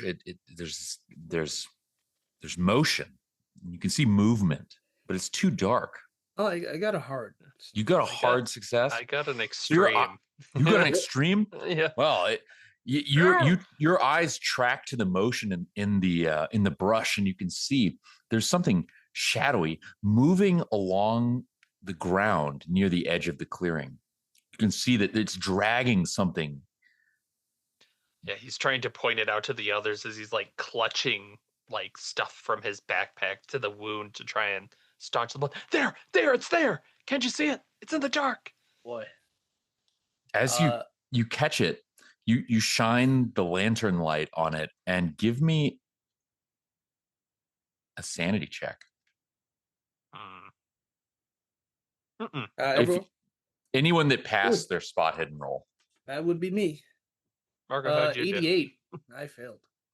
I got 67, so no, I did not pass my spot hidden. Nice. Okay, Margo's in good shape. So better shape than Kurt. Mm-hmm. Ted, you see there are 2, maybe 3. You've seen this before. There are 3 dull red orbs nestled in the shadows. You can see that there's a hunk of flesh that's hanging from some sharp teeth. You can't make out the features of this thing, just the dull, glowing red eyes. Kurt, you see the exact same thing, but you notice that dull red glow comes from the swirling red irises that are most certainly not a possum. You will both lose D4 sanity as you catch a fleeting glimpse of pale flesh as this thing turns and skitters into the brush. Oh, that's bad. I lost 4 there. What the? So it gets away, right? It's Or it's still disappeared there? into the brush. Okay. What the fuck You're is welcome that? to chase it down. Hell no. I think at this point I'll dig through my bag and get out my bow with arrows. I'll stand at the ready. I think I'm like farther off, and I just approach. What's going on? What happened? Something got my Seems fucking like leg. there was an animal attack. Somebody get my first aid kit. It's in the canoe. Donnie kind of like groggily sits up. He's like, what do you want? A first aid kit? What? God damn it. Donnie, a piece Get of the his first foot's aid missing. kit. I'll get the first aid kit. There's just blood pooling around his fingers. Like a You're nice the only one I can shirt. trust, Kurt. What do you mean? Yeah, You have your yeah. family that loves you very much. Okay. Give me that, please. And he'll start to wrap himself. He's actually surprisingly okay-ish at first aid, as he's just trying to like put pressure on it and then bind it really tight. Yeah. Come on, buddy. Come on, you can't die like this. Okay. Oh, Ted was a lifeguard. Does he know That's first right. aid? Ted doesn't know shit. I do know first aid, actually. I got an 05. I know more than Ted doesn't this. Okay. Who do you think had to patch Ted up all those times he dove off the diving board into the shallow end? At first. Yeah, at first. Explains. That's so cool, Uncle Ted. Uncle Ted's fine. God, what the? It was like a little pale, 3-eyed mutant thing. Well, I'm looking out for it, and I got, like I said, I got my bow in my hand. An arrow knocked. Kurt, you can give yourself, I mean, you did a darn good job. Give yourself 3 hit points back. Oh, Impressive. that is a very good job. I'm not going to be walking on it very well, though, I don't think. Good thing you're gonna be paddling. Paddling? What the? Oh my God, it's only day 1. You don't need your leg to You should paddle. get some, alcohol on that. Yeah, I don't think the beers we brought count as that kind of alcohol there, Ted. I don't think I want yeast in my wound, but I'm not an expert. I was a lifeguard. You're gonna be fine. Oh my God. Why did somebody go? It's never mind. Don't go after it. What, you want to It's get not... that piece back from out there? And I'll point. No, it's fine. Fine. It's just an animal. Maybe we take shifts next time or something. Oh, God. Really? What do you think a goblin looks like? It's like it's just now hitting him through the haze of this. Like, What was that in your book? Those fairy tale books? It was. They had a goblin's gate. Yeah, they had and he's like, he has to wipe his hands off from the blood and like is trying to pull apart the thread. Yeah, it's that expedition. They had something about a goblin. Yeah, what if there's like mutant animal things that are like supposed to be goblin. Oh, this is horrible. Why me? Donnie wouldn't even woken up. Yeah, I'm gonna go back to bed. It seems like you're okay, What? Kurt. You got yourself all patched up. I mean, do we really need to worry about it? It was some sort of animal. Oh my God, Donnie. Yes, it's. You see the size. Oh God, he's still high. Okay, Ted, are What if you it comes gonna? back? Yes, exactly. If it comes back, I'll be on watch. So I will elect to be on watch and sacrifice sleep. I think there's a chance I'm sleeping. Give me that. He's gonna pull out his like Swiss Army knife, which I don't know that that'll do much against anything, but at least this way I'm armed if it comes back. I'll stay up too. So Kurt and Ted are gonna stay awake and keep watch. Yep. And At least for Margot. another hour or two. Okay. I think she'll get closer and Okay. like curl up and try and get back to sleep. Okay. Uncle Ted will take care of everything. Kurt and Ted, I need both of you to make a constitution check for me. Absolutely. Watch this. 06. We're Watch good. this. Nice. Complete failure As long at a as you say 92. watch this. Yeah, if I say watch this, I lock in, and can't go That's wrong. right. That's an extreme success. Nice. Yeah, Ted, you're wide awake. You're sitting there with your bow and arrow. Kurt, you lost a decent amount of blood, and you try to stay up, but I mean, Go to sleep, little bro. You're dead tired, Yeah. and you're partially exsanguinated. So you're gonna take a little nap. Yeah. Kurt's He not just locked ends in. up slumped against the wood He's locked out. He's locked out. thing. Good thing we have beans. That seems like a good source of iron and stuff, right? That'll be That's right. We got good plenty for of us. beans. So the breeze kind of dies down. It gets quieter. The clouds again thicken above. No sight of stars or moon. The night darkens. You don't even hear the sound of animals. It just stills to complete silence. Ted, you're watching. The fire is dying down. Are you going to build it back up so that you have a steady flame, or are you allowing it to sort of die down as you get closer to the edge of your watch? No, I'll throw more fire on it because I figure it'll keep the animals away. Yeah, you stand up to throw a log on the fire and you notice something. Ooh. There's a shadow at the edge of the camp. You can see Humanoid? that it's moving towards you. You can't make out what it is, but it's tall. It's at least 8 feet tall. Slender Man. It's moving in the direction of where Margot is laying. Hell no. No one's touching my niece. I'll knock an arrow. I say, hey, Knock an arrow. don't come any further. You look to this thing and you thought it was like just a shadow being cast by the fire in a weird way, but in fact it gets even taller. It's standing a full 10 feet now, and I love that. it is actually a physical shadow that's moving. It's topped by an elongated and misshapen skull. You can't make out the face.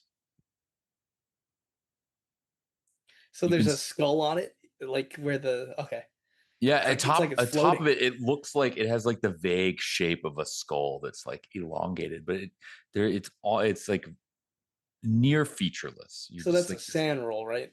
oh yeah, yeah. Okay. The sand roll is as this thing like begins to move towards you and Margot. I passed, so You'll lose 1. all And you right. can see that this thing is trailing an oily vapor behind it, and it's propelling itself with these long, angular limbs towards Margot. And if it's made of pure shadow, then I'm gonna, think real quick, and I'm gonna grab a long stick light it, the end on fire, and start brandishing it towards that shadow figure. Okay. Are you making any noise as you do this? Yeah, I'll go like, back, back. Kurt and Margot, please give me listen rolls to see if you hear the sound of. Sorry, let me amend my previous reaction. You Um, failed to listen. Yeah, very much. hard success. Margot, you wake up to the sound of Ted shouting, and you can see that he's brandishing a flaming brand. And you turn to see what he's walking towards. And give me a sanity roll. Great. You ain't taking her. That is a success. So Okay. 1. Just one. Oh my god. Get, What? Uncle get Ted, what's back, going demon on? spawn. This shape is looming above you, and it's approaching. Is it the lady from the general store? Very tall lady. You can't make it. It's not a human skull, but it's staring down at you is this. It is this vague shape of a head, and Is it's the fire doing anything? not that you can tell. You have not yet touched it with it though. It's not Oh, if it's not backing up, I will strike it. okay. I So think Margot's the like torch. scrambling away. we will trying to, go. like- We will go in Dex order. Oh boy. Margot, since you are closest, you're scrambling away. Give me Yeah. a dodge. I need a hard success on the dodge as this thing sweeps towards you. Oh my god. Odd 8. Wow. So yeah, Only Nice. odds today for Margot. really? apparently. Wow, crazy. You propel yourself backwards. Yeah, that is an extreme. So no, it's not. It's a hard. It's not an extreme. You pretty move good. back and out of the way as Ted moves towards this thing. Ted, what are you going to do? I will swing the flaming branch at this monster. Okay. And it's a fighting brawl? Mm-hmm.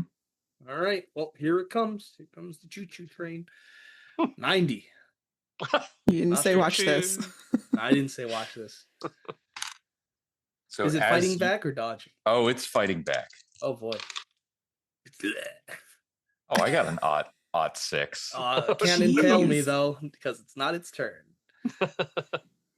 No, it doesn't impale you. You swing at this thing with the flaming log, and it just wraps itself. It just continues to propel forward. And Margot, you see Ted just become enveloped Ah! in this blackness. Ted, you turn back to look at Margot, and you feel your body becoming both cold and wet. Uncle Ted, no. Your vision is beginning to fade. Kurt, you wake up abruptly as Donnie begins screaming.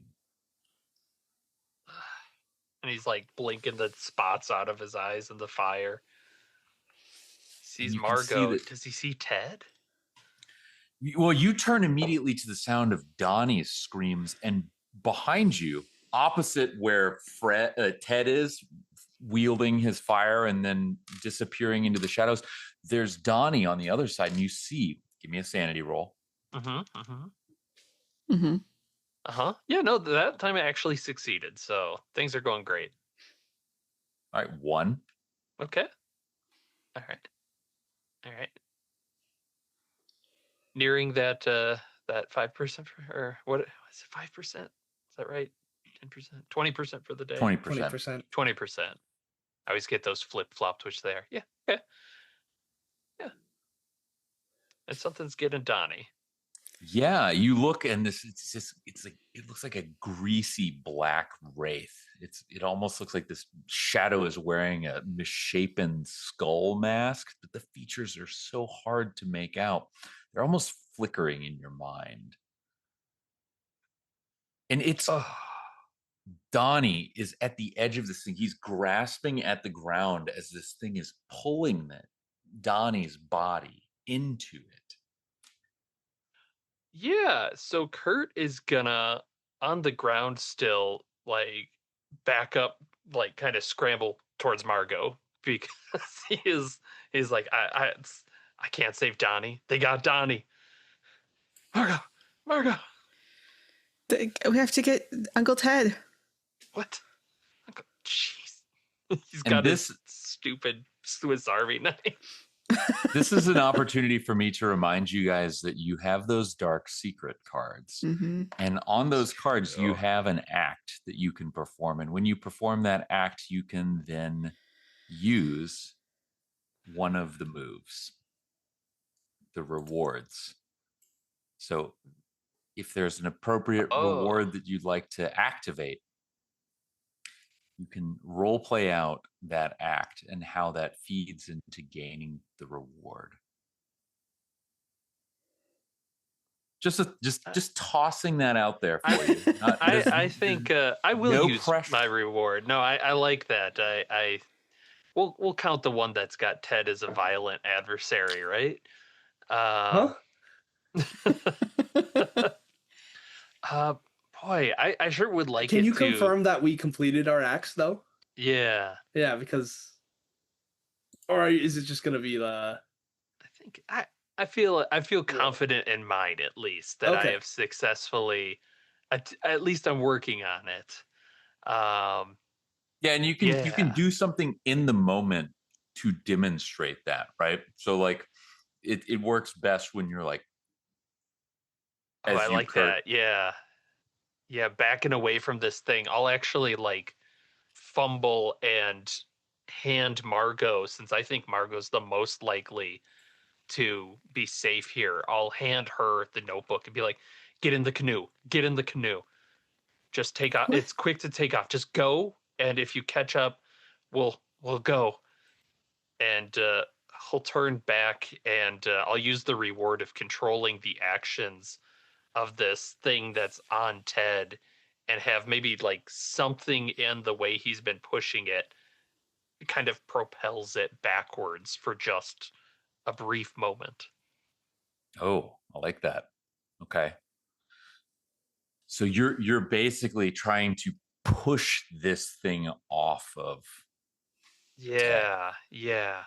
Yeah, you reach out and you send Margot to the canoe with the book, and you feel this sense of connection with this thing, and you with your mind you propel it off of Ted's body, and you can see that Ted begins to slowly take shape again. He goes from being nothing to having form again in front of you.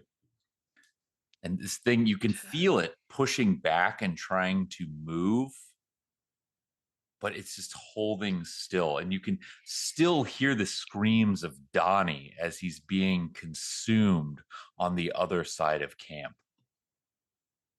Yeah, and he's just shouting at Ted like as he's Ted, run! Ted!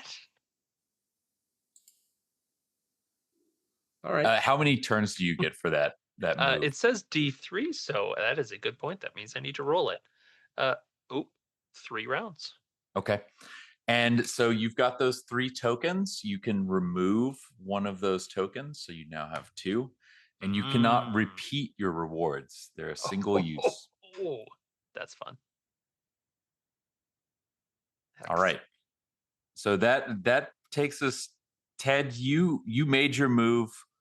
Kurt, that was your move. We're going back to the top of the order. This thing it's still pushing back against you. And you notice that this weird misshapen skull that's sitting atop this shadow form begins to shift and take a different shape. It's becoming rounder and smaller as it stares at you. You can see it trying to move and loom over Ted. The other one has consumed Donnie. He's gone. The screams abruptly cut off, and this thing just continues to propel forward towards you, Kurt. Yeah, he's trying to push it away to see, like, give Ted just a moment of time to run. Feels that connection because this is like the last turn he's got before he's gonna have to hoof it towards the canoe as well, and hope that they can't just glide over water or something. Margot, what are you doing? I guess I'm taking the book and running towards the canoe. Okay. You turn back and see as Donnie just disappears and his screams stop and the shape begins drifting towards Kurt. You reach the canoe that's sitting on the beach. You push it into the water. Yeah, I mean, I'm looking back to see if they're coming with me. I think I'm like really hesitant to go alone, but I'm definitely getting it ready to go. Okay. Are you pushing it into the water? Yeah. As you bend down to push the canoe into the water, you look down and you see a face looking back at you. It's the face of a young man. You don't recognize him. Just a face? Just Is a there like face. somebody It's a in the canoe? reflection. No, Oh. no, in the water, but just Oh. Nice. you're bent over, pushing the canoe out into the water, and you look down, and instead of seeing your own reflection, you see the face of a young man. He looks to be, no, maybe 10 years older than you. Oh. Um is it doing anything? Like is it just staring back? It catches once you realize that you see this face, your eyes lock, and Yeah. the eyes flare red, and you see the spinning red irises, and then he smiles. Give me a sanity check. Okay. That is a pass. One. Man, you guys are so Okay. resilient. Yes. Interesting. Um I think she like Compartmentalizing. hesitates but continues to push it, but I think she's like locked it, like she's staring at this man because I think she's trying to think like if she's seeing things, if she continues to look at it without blinking, then like if it goes away then it's not real. You keep pushing the canoe, and like a lot of times when you see those things, those things that you see sometimes, Mm-hmm. this one doesn't fade. It just continues looking and smiling at you. Are I you think going to continue? You find now you just kept pushing the canoe, and you find yourself waist deep in the water. You didn't even yeah. realize what you were doing. Yeah. I think she's just continuing to stare. I think that she's just like speaking of locked in, maybe locked in a bad way. I think she's just standing in the water, like staring into the canoe, trying to figure out what's going on, who this person is. And I think she'll probably like whisper out, like, hello? Like, just so quietly. I think she's kind of forgotten what's going on behind her. Yeah, and you can hear like everything it's just like very soft and faint, as if like it's 100 miles away. You can hear Mm-hmm. what's going on behind you, and you hear this very pleasant and friendly voice say, come home, come home, we're waiting. Ted, your turn. Well, I've been released from the grasp of this shadowy embrace, and do I still have the flaming stick, or has that Now your gone? flaming stick is gone, I'm All afraid. right, then in that case, finding myself defenseless, I will heroically retreat to the canoe, Okay. and I will try and get to Margot because she's priority number one. Okay. Yeah, you make it to the canoe. Margot is just she hasn't moved. She doesn't even respond. Is that sound accurate, Margot? Yeah. I think so. Then I'm not even looking at what she's looking. I'm just gonna say, Margot, we gotta go. What? We gotta go. Get in the canoe, and I'll lift her up and place her in the canoe. Okay. Okay. Yeah, I think that like breaks the spell, and she's like, okay. You toss Margot into the canoe and it just begins floating. And the very gentle current begins taking you away. Kurt, you can either dodge or fight Yeah. back. Oh boy, It is upon you. he's gonna dodge. Is he though? I don't think he is. No, he's not gonna dodge. It's Do you literally want more to than push the roll, use luck? Do you have another reward that I you can do cash have in? another reward. Yeah, let's burn it if we can. If it's a one thing I can do, he's gonna just use it for an auto success. And just somehow, like, maybe his leg gives out underneath him as he's trying to back away, and it swipes and just almost gets him, and then he's in the water just struggling towards the canoe. Yeah, Yeah. because if nothing else, you have to get back to the The book. book. The book. Margot, keep it dry. He's like shouting as he's struggling in the water. Even though it's calm, it's still a struggle. Keep it dry, Oh, Margot, please. you've left one of the canoes on the beach as you're swimming towards Margot and Ted in the water, and There's no room for two. you pull yourself up onto the canoe, and both of you, like everybody in the canoe, looks back as Kurt grabs hold of it, and you can see the fire, the logs that Ted had just thrown on have come to life, and it illuminates these two shapes that are standing on the side of the lake, and you can see the face of Perry and your friend Larry watching you. Damn, got Larry. And Margot, you recognize it, you don't know who either of these people are, but you recognize the face of the young man, formed of shadows, standing on the edge of the lake, watching you as you begin to drift towards the river. Okay. I don't know. It can't be. Because I look back towards what looks like Perry. You're seeing it too. Ted. But let's figure this out here, because in the canoe, how many seats are there? You awake with a start. Uh Ah. The early morning sun spills over the mountains and illuminates the thin mist that clings to the ground like a blanket. The only sound is the rapidly flowing river. It seems so loud, louder than when you fell asleep. It's rushing in your ears.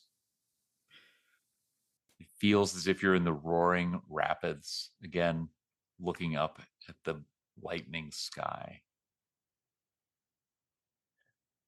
so that was a dream. And what about the injury on Kurt? Is he still missing like a chunk of Good leg, chunk. ankle? Or was that also a dream?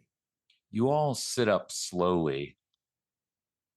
You find yourselves, each of you, at the periphery of camp, covered in dew, brush, Oh boy. leaves. You can feel a tingling, painful chill at the base of your skull. And Kurt, your right ankle aches, and you can see that it's wrapped and bloody. Do I have the book? You do have the book. Hell's Yeah. leaning against a tree. Any sign of Donnie? Donnie is asleep in the center of camp, curled up next to the fire. Best we get going then, huh? Donnie. Yeah. Yeah. I'm gonna check on Donnie, try to wake him up. A little unnerved. You walk over to Donnie, and you have to shake him. pretty hard, but he wakes up. Fuck. You guys okay? Nope. Bad dreams. Covered in Man. leaves. I'll sort of silently hand the book back over to Kurt. Kurt doesn't want to think very hard about what that means for the dream last night, that you have this somehow. Like, he's wondering at this point of, did they leave? Like, what was a dream and what wasn't? Is Margot like wet also from like ankle or like waist down kind of thing? You're not soaked, Yeah. but you are wet. It's maddening because you're not sure if it's from the dew Right. or from the cold sweat that you woke up in Yeah. or something else. Yeah, okay. Donnie's awake. Margot, you okay? You No. right? Okay, let's get these boats in the water.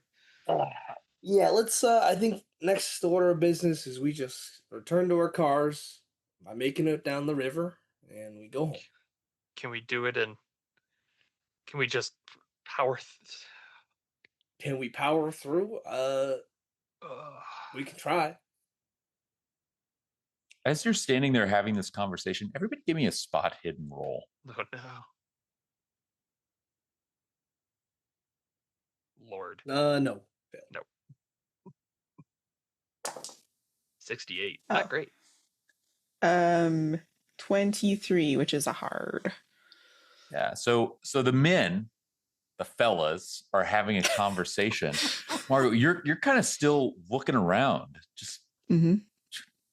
trying to make sense of what took place. And you notice that through the trees, you couldn't see it last night because it got dark by the time you arrived and there wasn't enough light, but you could see that there are trucks. Looks like there are 2 pickup trucks that are parked at the edge of the logging camp. Hey, guys, Yeah. Yep. Uncle Ted, when you went to the logging camp last night, were there trucks there? Were there people there? No, it looks like they just drove in this morning. I didn't see any trucks. I saw signs of trucks, saw tire tracks, but Can they help us? worth a shot. I'll walk on over. I will have the bow on my back. Okay. You walk over. Is anybody else accompanying Ted or just Ted himself? All right, I'll Donnie, go. don't let him. You all stay back. I'll handle it. No, come on, let's pick up some of these. Let's start getting stuff in canoes, Donnie, and let those 2 go. It's a good idea, Kurt. Man, are we done today? Is it a 2-day or a 3-day trip? It better be a 2-day trip, Donnie. It better be a 2-day trip. Man, oh boy. Ted, you and Margot walk to the edge of the logging camp and you find 2 trucks. They're late model logging trucks. They look pickups. They have consolidated lumber logos emblazoned on the sides. One of them is smashed head on into the side of another. The driver's side is caved in. As you walk closer, you see that there's a body. I instinctively try to cover Margot's eyes. What is it?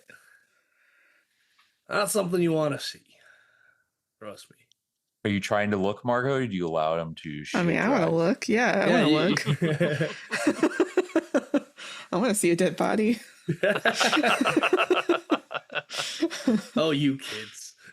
Yeah, so I mean, this is a dead body, Margot. It's a rigid, pale corpse that's crushed upright between these 2 vehicles. Nice. The one vehicle is T-boned the other. There's a lot to take in here. But the thing that stands out the most is that this corpse is missing its head. There are deep, jagged cuts about the neck and the shoulders. The body's broken and twisted from multiple fractures. You can see there's wide sprays of blood along all of the surfaces of both trucks. You can see the rear of the pickup truck that has smashed into this other vehicle. The bed is open, and you can see that there's a chainsaw and an axe, as well as a can of gas sitting in the back. I think Margot's trying to act cool.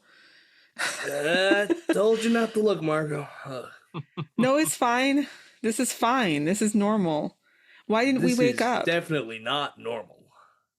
This would be loud. Why didn't we wake up?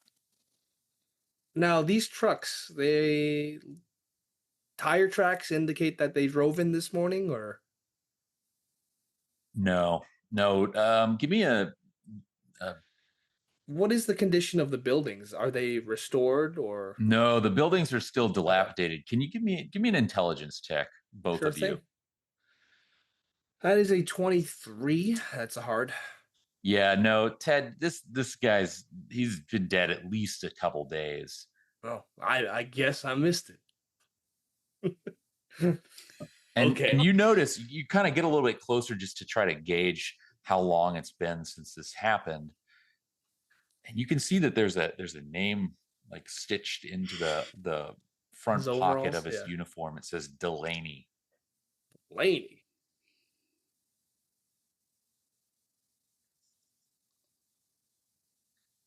Margot, what are you doing? Have I heard that name before? I mean, she failed, so I think she's just kind of like trying to act like she doesn't want to run away. She's like, yeah, this is fine. Let's take a look at this. Yeah, you kind of walk around, maybe trying to get out of eye shot of this corpse that you're trying to play it cool, but Yeah. you walk around to the other side of the truck that's been Yeah. smashed into, and you can see inside there's another body.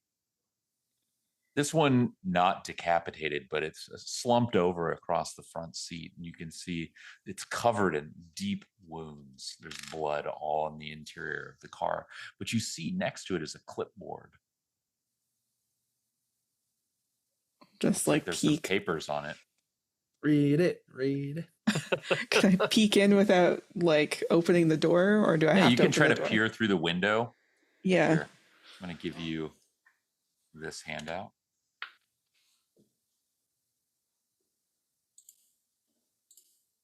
Okay.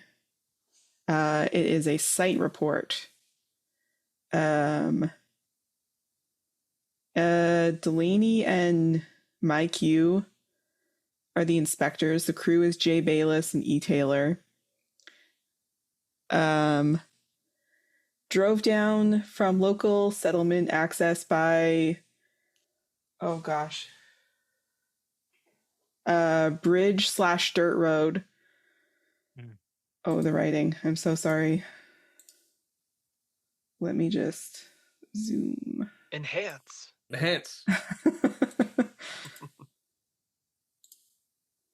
Okay. Ask Karhi to pull real estate records, probably illegal squatters. Need debris haul out. Day 2, 10 a.m. Food growth.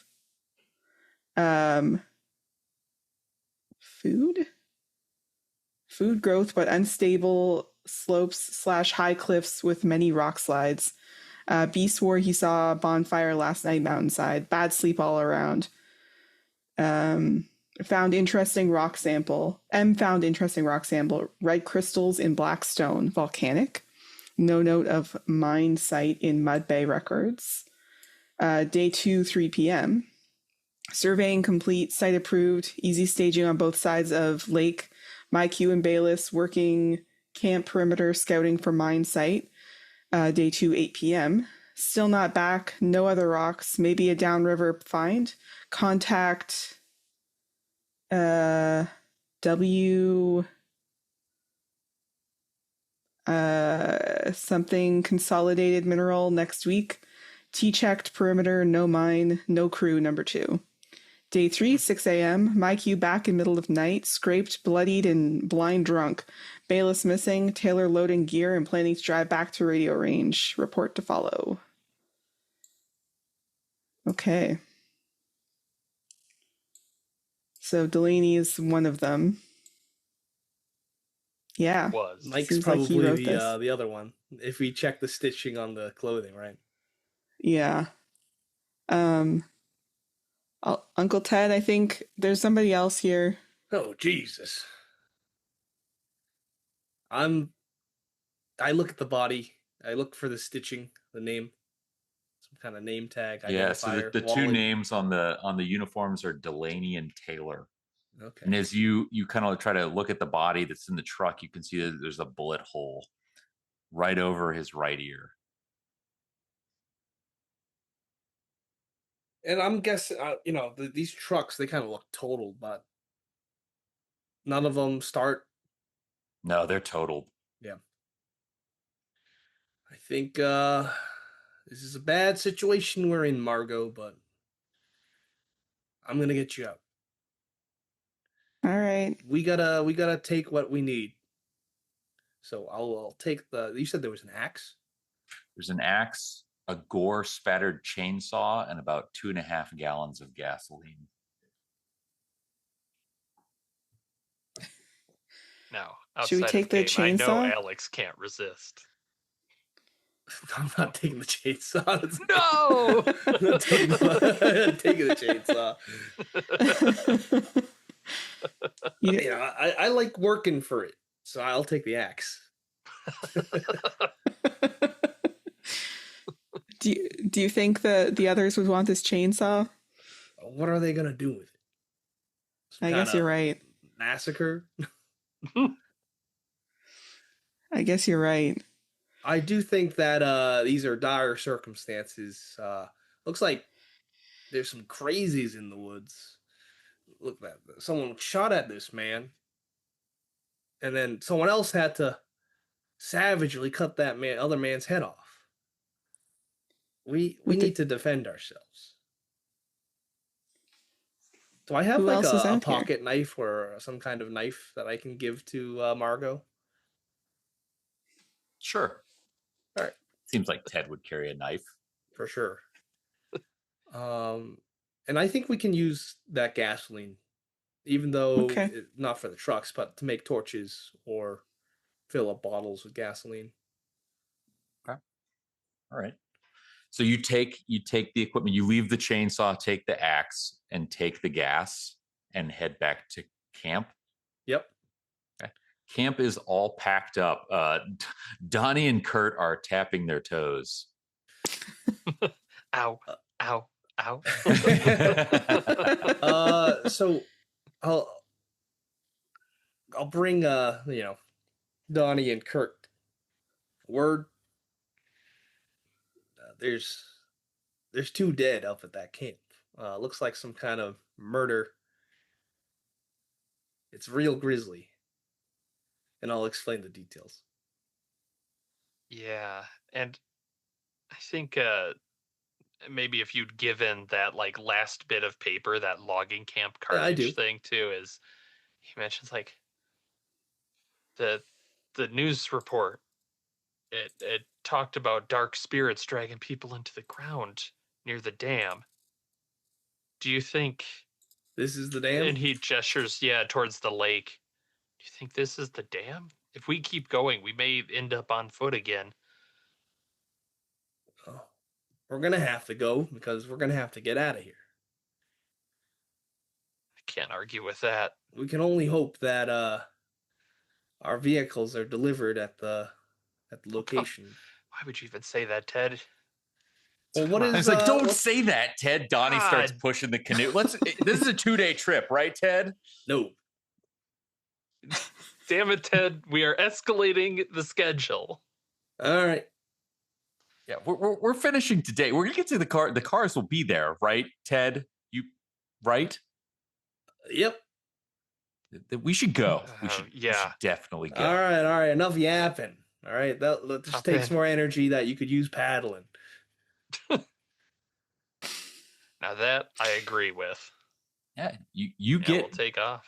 you take off. You're back on the river and you get out on the lake, and you know what? It is peaceful. It is peaceful. Too peaceful. Your sore muscles begin to warm up, and you fall into a steady rhythm on the water. You're paddling hard. You're trying to make good time, and it feels easy. The river is flowing nice. Even after a poor night's sleep, you still feel fresh. And a noonday passes. The sun is high in the sky as you slowly drift down the river. You take a short break for lunch in this slower patch of water. As you're finishing up your meal, you grab your oars and you see that the river is beginning to pick up speed. You can see in front of you, if you looked at your map, there's one last run through the rapids before you get to the gentle part of the river. That's good. It'll get us there fast. We can do it. Yeah, this is a long run. You know it. You can see it. To the left is a sheer cliff face. To the right of the river is a densely forested and sharply sloped mountainside. Didn't that note say stick to the left? Yeah, that's what I'm thinking. Stick to the left as much as we can. Yeah. Even though that looks scarier, let's stick to the left. Yeah. Because everything else has come true. Yeah. And like without thinking about it, Kurt has this whole time kind of been humming the as I went down to the river to pray. He's like paddling towards the left. You're sort of hugging the side of this cliff. Everybody give me a spot hidden roll. Not sure I want to spot hidden. Oh, but I think I do. 42. Hard success. Yeah, 27 exactly. 42 is a success. Fail. So Ted and Margot, you're focused on paddling because you can see that you're trying to keep up with Kurt and angle sharply towards the cliff. Kurt, you're hugging the cliff and you look up along the side and you see that there's someone crouched along the edge of the cliff. I You hate can see that they're dressed in camouflage. Oh no. Running alongside the cliff face, high above you. Watching us. Nice. Donnie cries out, "Hey guys, I think there's someone back there behind us." Behind. Like in a boat? You turn around and you see that there are two groups of men emerging from the woods. They're dragging canoes behind them. Ted, get your bow and arrow. All right, Donnie, you're going to have to take over rowing. You all recognize these men. From the bar? Well, two of them. Ted, you recognize them from the bar. Well, I guess Kurt, you've never seen these people, but Margot, you recognize the uniforms of the men that are climbing into the boats on the river. Mm-hmm. Awesome. They're wearing consolidated logging. Mm. Canoe chase scene. That's incredible. Right, go. And he's like, all right, Pat on Donnie, picture. you study Go. that boat. I'm going to yell back. Don't you come near closer. Why would the logging company want us? You think that's them? At this really point, them? I'm too afraid to ask. I'm yelling at them. If they're not going to respond back and they're going to get closer, then we're going to escalate. Yeah, so the river is pulling you into the rapids, and you just have no choice but to paddle. You have to go. You can see the men paddling vigorously in the boat behind you. You can all see now the men running up above. You have no choice in this round but for you to just paddle. So I need one person in each boat to make a hard strength check, and then someone else to pilot the canoe. Oh, All right, no. I'll do Margaret, this do you want strength to check. swap? For which one? Piloting? How do you have any? Hypothetically. Do I have any? Yeah. Hypothetically. No. No. Uh-oh. I can spend 4 to make the hard strength check. All right. Do you want to do the strength of the steering then, Margot? I guess I'll do strength. All right. No way. What's the steering again? You need Pilot to or... for this. You need to make a hard pilot roll or an Okay. extreme dex. The extreme dex is more likely. These rapids are very rough. So this is the point I wish I'd kept my automatic success for. No. Complete failure. Complete failure. Okay. Yeah. Well, I mean, Oh, a God, normal, okay. but... How much luck can I spend? As much as you got. Well, I rolled 34. Oh, My that's strength pretty is 30. You said a hard success? That's right. So, what is that? 19? 19 luck? Oh my god. Are you ready to make that spend, or are you going to take it, or would you like to push the roll? Or do you have an Ooh. automatic success of your own? Ooh. Well, I mean, that's the thing. Okay. First, I'm gonna push it because I think I'm trying to. I don't see any familiar faces in this crowd. No. Any? Okay. No friendly so then faces I don't care. in this crowd. Nobody that Well, looks friendly. like you, but maybe a little I didn't older. say. I didn't say friendly. Oh, okay. Just the Familiar. one I would have stared into the eyes of in the water. No, you do not. Okay, then yeah, no, I don't care. I'm gonna push the roll then. I'm trying to get away. Okay, that's worse. So let's try. Okay, so then is it possible then to say that I would have had a vision of like crashing into the rapids and try to avoid that? Is that what this means? Yes. So are you Okay. using your first reward? Yes. Okay. So It still might fail, but that's fine. that's fine. Tell me Okay. what that vision looked like and how you're averting what's about to happen. So I think the vision is maybe at some point before everything started, before she went on the trip at all, I think she did see, because I think knowing that there's rapids and things like that, I think she maybe had a vision looking in the mirror at some point, like maybe brushing her teeth before the trip or something like that. She was looking in the mirror and staring into her eyes, into her own eyes. She sort of lost herself, and the sound of the toothbrushing turned into the sound of like rapids. Wow. And she sort of began to see like the churning water and rocks and things like that, like maybe translating like the teeth or whatever, like hard rocks, the water flowing, that kind of thing. And seeing like the canoe like break in half on the rapids. So I think she's trying to avoid that. All right. So you've got a re-roll with a bonus die. Uh-huh. Oh no. Okay. So I re-roll and then roll. Okay. So I get like essentially two rolls. Yep. Okay. All right. Okay. 84. No. No. No. 54. So no. Should have brushed It is harder. exactly as you imagined it. Yeah. Yeah. Both of you roll a d10 for me.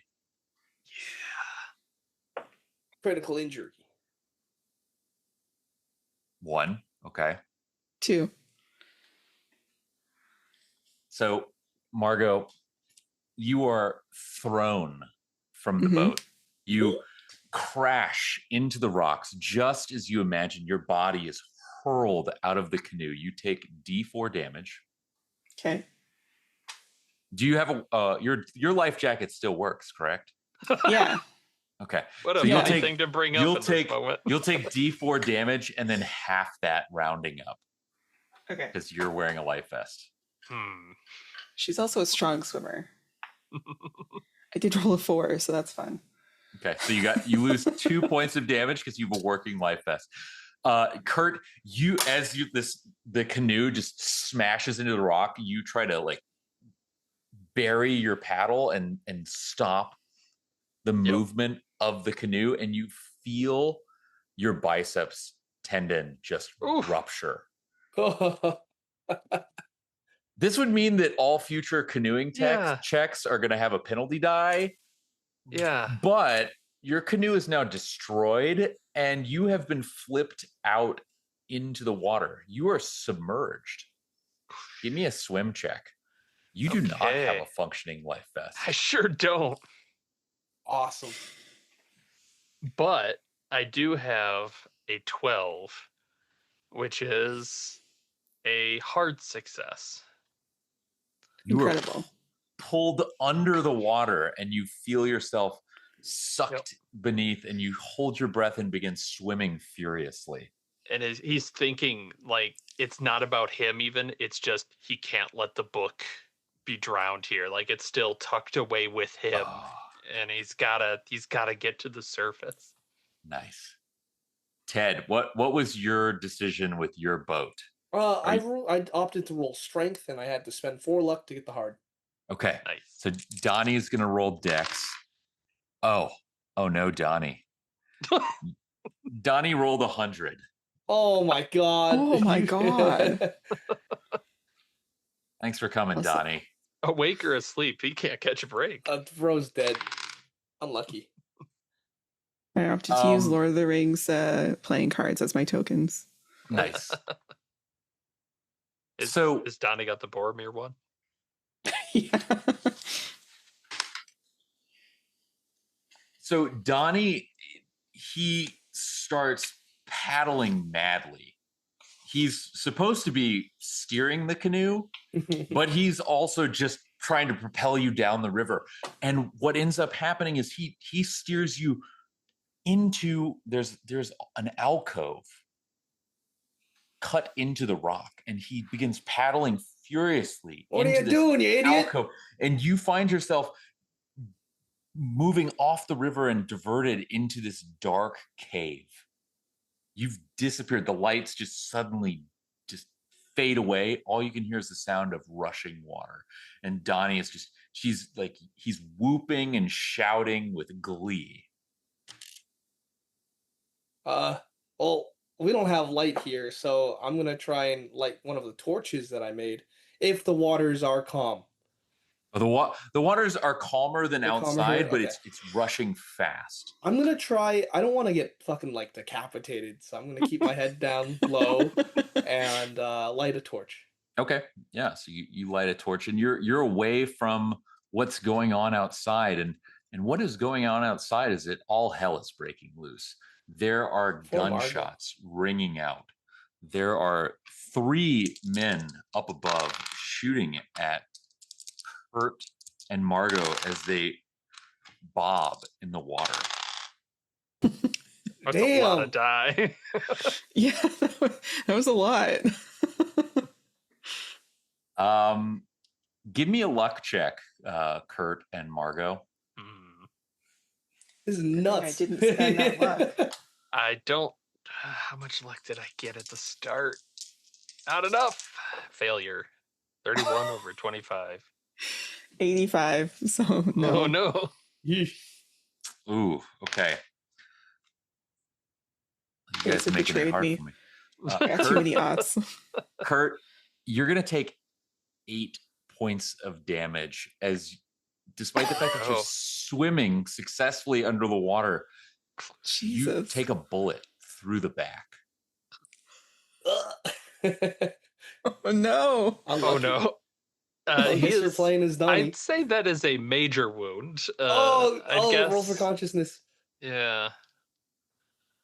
Come on, buddy. Let's go down. What's your con? Success. 47 under 55. This is horrible. This is great. A lung is gone. You take Oh, a mouthful no. of water as this bullet goes through you, and you just begin to just sort of you're still conscious, but you're just floating in the water Yeah. now. You can feel the debris of your canoe just floating past you. Yeah, he's like very weakly trying to push, but I mean, he got shot. Yeah. It's not great. So you all are now just barreling through the rapids. You feel like it's completely uncontrollable. You hear gunshots ringing out up above. You can hear shouts of men behind you very faintly through the rush of the water. Ted, you're in this cave. You've lit the torch, and you find that the space that you're in is strange. They're kind of these lips to the side of this cave that's been hollowed out by the flow of water, and you can see that there are pools, like pools of bubbling water that are like they're little ponds or puddles in the rock, and they're burbling. You can see that there's this red tinged liquid that's simmering. You can see that there's some sort of like it smells like sulfur. No, it you'd think that it was sulfurous, but no, it smells like metal, like cold metal, and you get a chill. It grips your body. Give me a sanity check. Sure. 43 I passed. Okay. Donnie did not. You'll lose none. Donnie's going to lose 6. I'm gonna need you to get a grip, Donnie. He's pretty high, so he just attributes it to being stoned, and he just keeps paddling. 6. He failed his in. Nice. Lock in, Donnie. He's losing it. Oh, we're looking at Nathan's replacement character here. No, I'm gonna live forever. I don't know what you're talking about. Right, We'll so- see the second round of volleys. Margot and Kurt, you're bobbing in the water. Yeah. You can see that there are men shooting at you above, and you can hear the sounds of these canoes behind you bearing down. Okay, you guys are surviving. I don't That's know. a word. Yeah. They didn't shoot at a child, We're not so- thriving. We're surviving. Yeah. At least there's that. At least the child doesn't have a gunshot wound. Yeah. So what are we Are doing? they shooting at you too, Margot? That's. I thought like they would totally use you as some kind of sacrifice. I think Kurt, in this point, he's got shot. The rapids are coming. He's just gonna Mhm. have to trust that Chooses luck will take him through, and he's gonna swim down What the? because the bullets shouldn't go as that's far right. in That's water. right. After 3 feet, it's like it's not Yeah. as potent. I mean, Give me he'll a Margot's drown, swim roll, but Kurt. oh boy, oh geez, 72 is not good. He just gets shot again.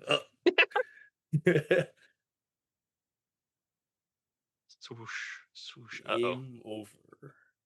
Oh no. Was that a fail? That is a failure. Yes. And you're gonna not push or spend luck. I can't spin. I can't spend luck, so I'll push. He's straining, leaking red behind him. this is definitely a grindhouse feel for sure. Well, I'll let you know. I Oh, took no. it from a failure right up to a critical failure, 98 over 45. That's nuts.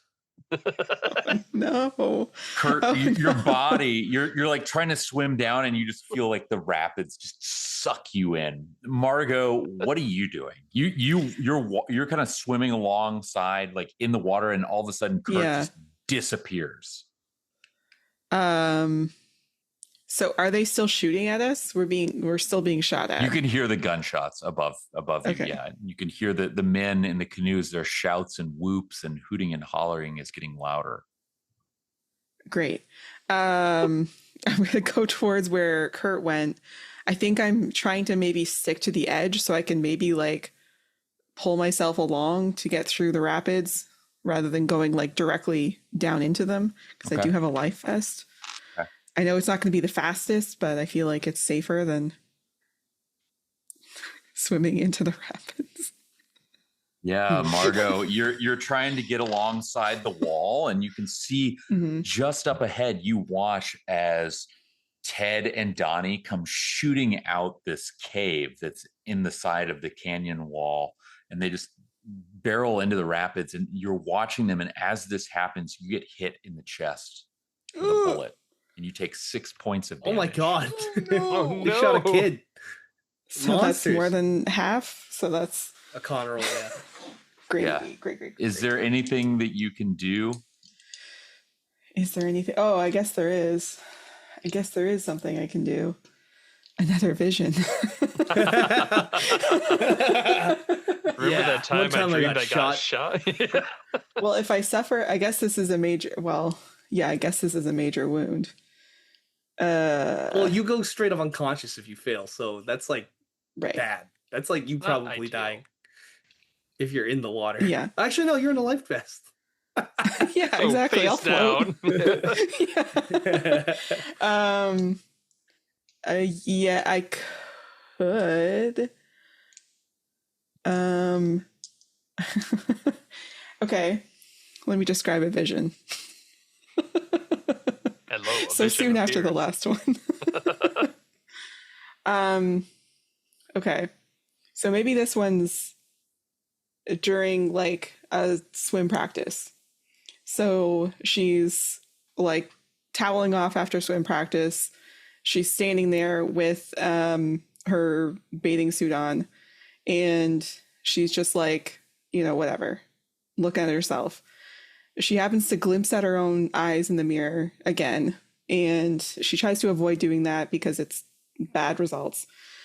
But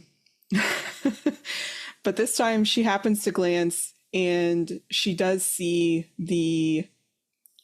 as she's looking at herself, she sort of sees the red, and her yellow bathing suit, she sees like a spreading red from the center of the bathing suit that just gets bigger and bigger, and she starts dripping onto the floor, and it's not water that's dripping, it's blood. And that's the kind of vision that she sees. So she wants to avoid that from happening. Is that a Yeah, good? that's great. Okay. Okay, so I suffer no damage instead. If I suffer a major wound or your hit points would be reduced to 0 or less, you suffer no damage instead. Yeah, you feel a shatter, like the shattering rock chips, like spray against the back of your life jacket. And you look down and there's no wound. You're unharmed.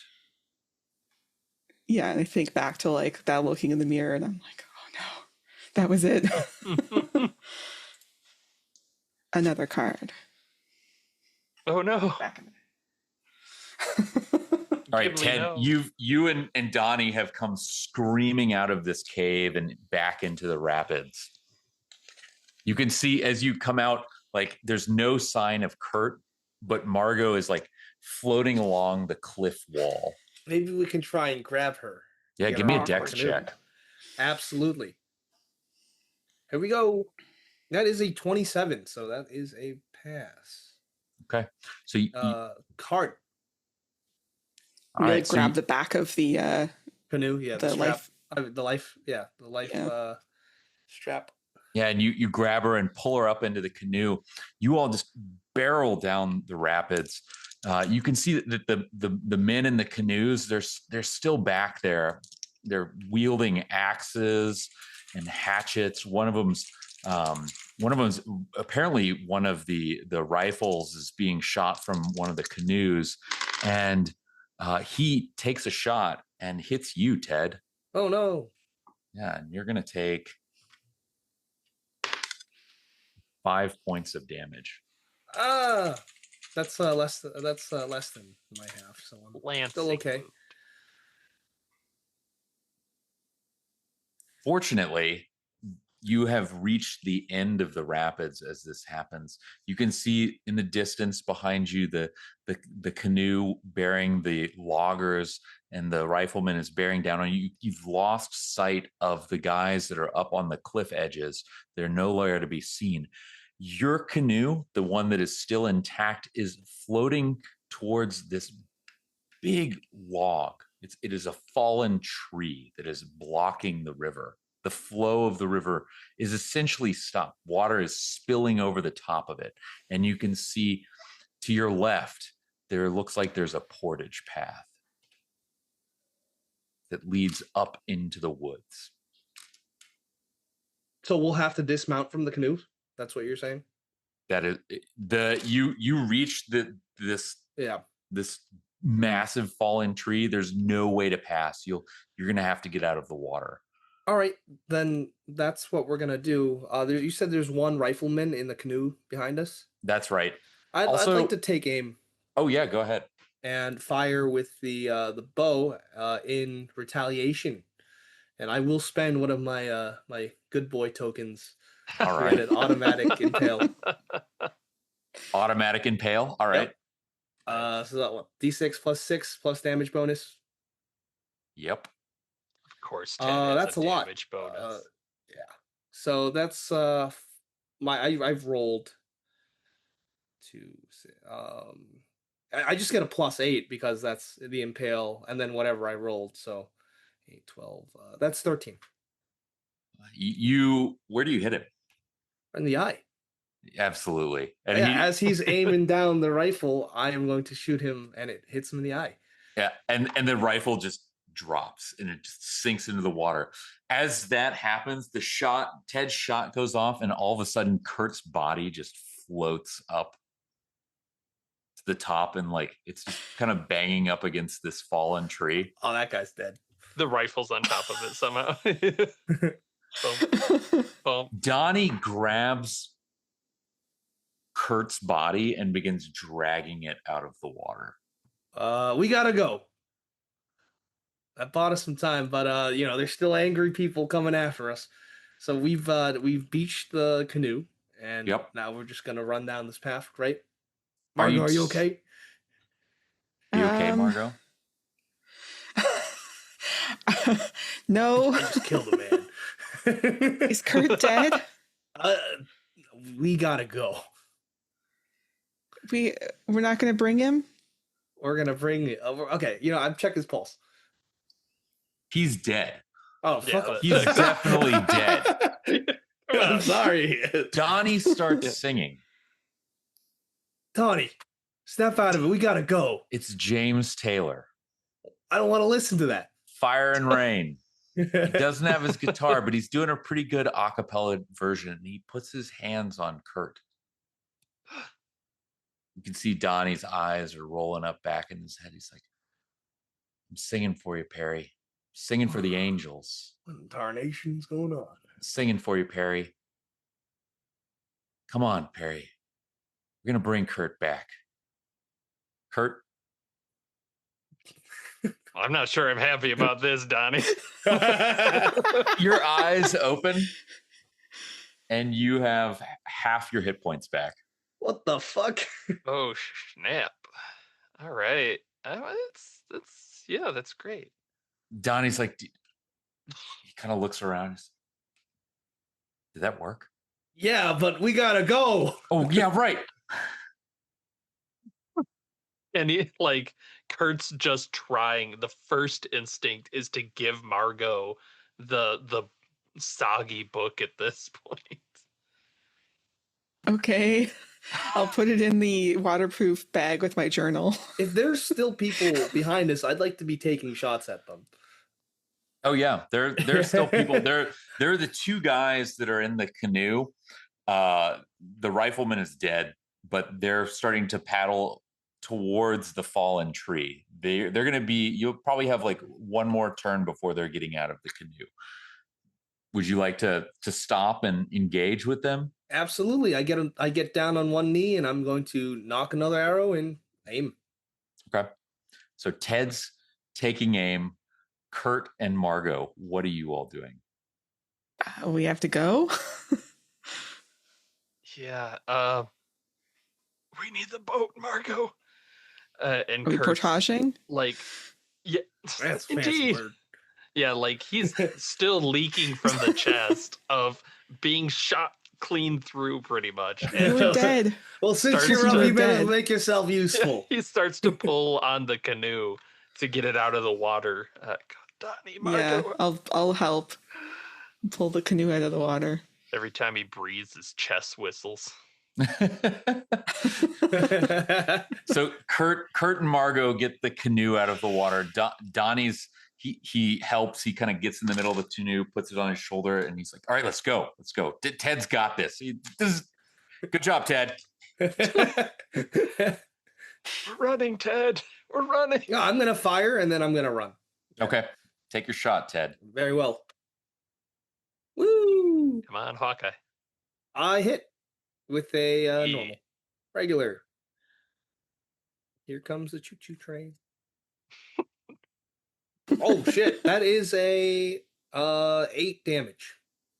That's the new watch Damn. this. Oh, Here comes the choo-choo train. Thomas is rounding the bend. you can see the arrow is sticking out of his chest as he just continues. He steps out of the canoe. He grabs his double-bladed axe, Nice. and you can see his eyes.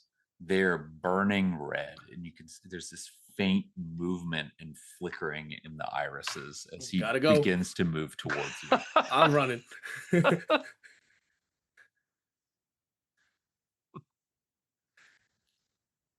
All right, so you guys go running up the path. You can hear the footsteps behind you as you reach the mouth of a cave. Okay. Can we hide in here? Kurt, you were dead. I don't think so. I think I just hit my head. I don't know. Donnie woke me up. Let's go. Cave. Yeah, we can hide in the brush. Yeah. Cave. Better not be any fucking goblins in here. He's like trying to pull Donnie in the canoe. Are they going to try and take our heads off? Jesus, Oh. Marco. The man Probably. in the truck didn't have a head.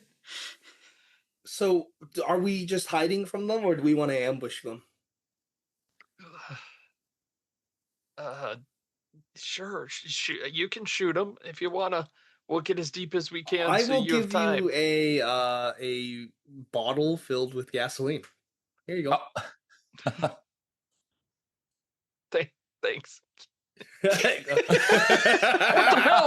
What the hell, Ted? No, Kurt, you don't drink it. You don't drink it.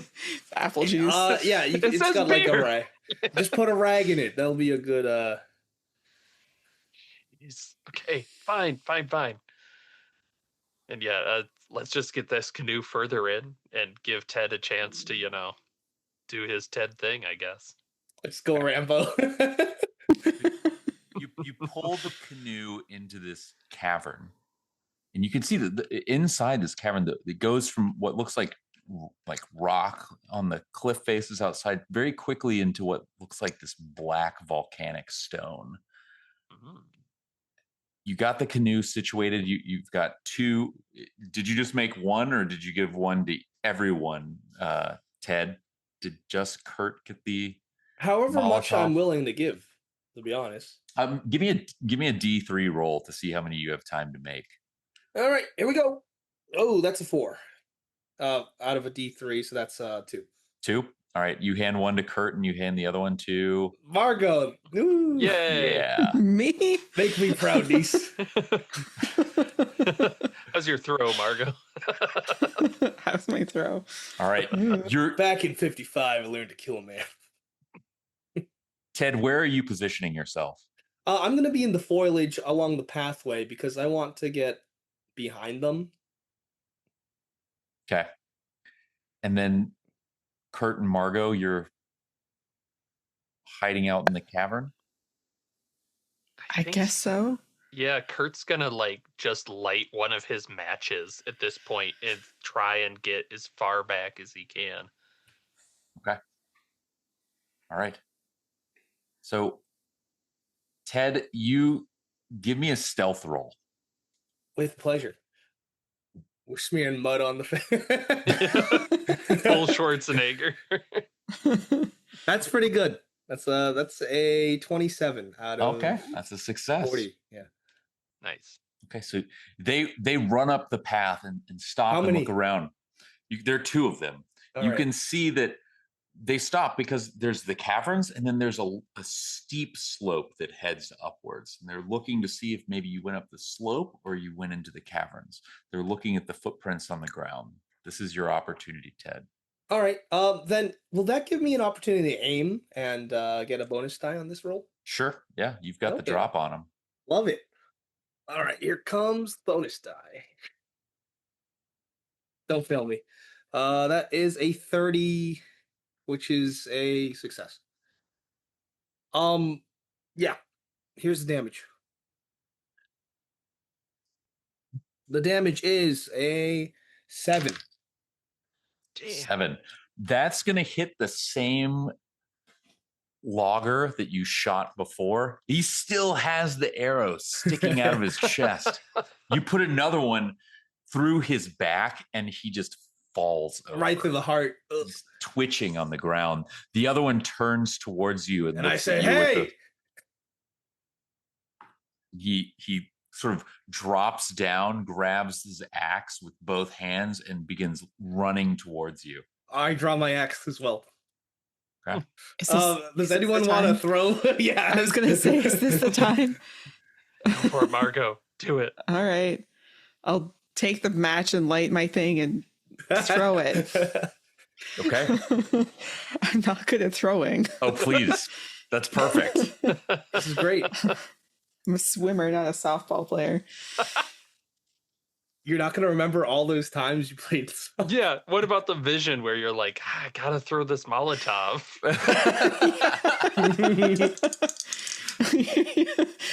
I could probably think of a vision for this, but okay. Ought 5. Oh, which brilliant. is insane. Which is a hard. I could make it an extreme if you want. I mean, I I want with it. a singular luck. It'd be pretty cool if you did. yeah. Yeah, let's do it. Spend 1 luck and make it extreme. Hot potato. What does extreme do for you? What does that look like to Margo? What is your vision for this extreme success? My vision. Just like full the of visions simulations.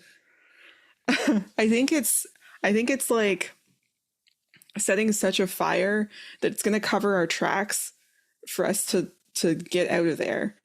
So I think it just starts a fire. I think it like immolates the guy. I'm like aiming it at the guy, and I think I don't want to like burn down the whole forest. I feel like that's not I think the you goal. should, honestly. Yeah. I have this vision of this bottle just hitting his head and it just goes up like a candle. I mean, yeah, set him like pretty much on fire and maybe him running back towards like the others, I guess. And, I love like, that. So I a imagine trail that of fire along the way. it starts on his head. You hit him like right on the head. His head just goes up and then it catches everywhere. And it's one of those, you just see like that. the classic movie where the guy's definitely wearing the flame suit and he's Yeah, just yeah, like yeah, for sure. running back That's down the exactly it. trail, and Arms flailing, yeah. everything on the trail is just catching fire Yeah. as he runs past it. Great. I'm He's proud of you, Margot. soundless while he does this too. Oh, that's creepy. He's silent, you said? Sorry? Yeah. Silent, completely great. silent. No. Oh, no. The coast is clear, right? We should just keep moving.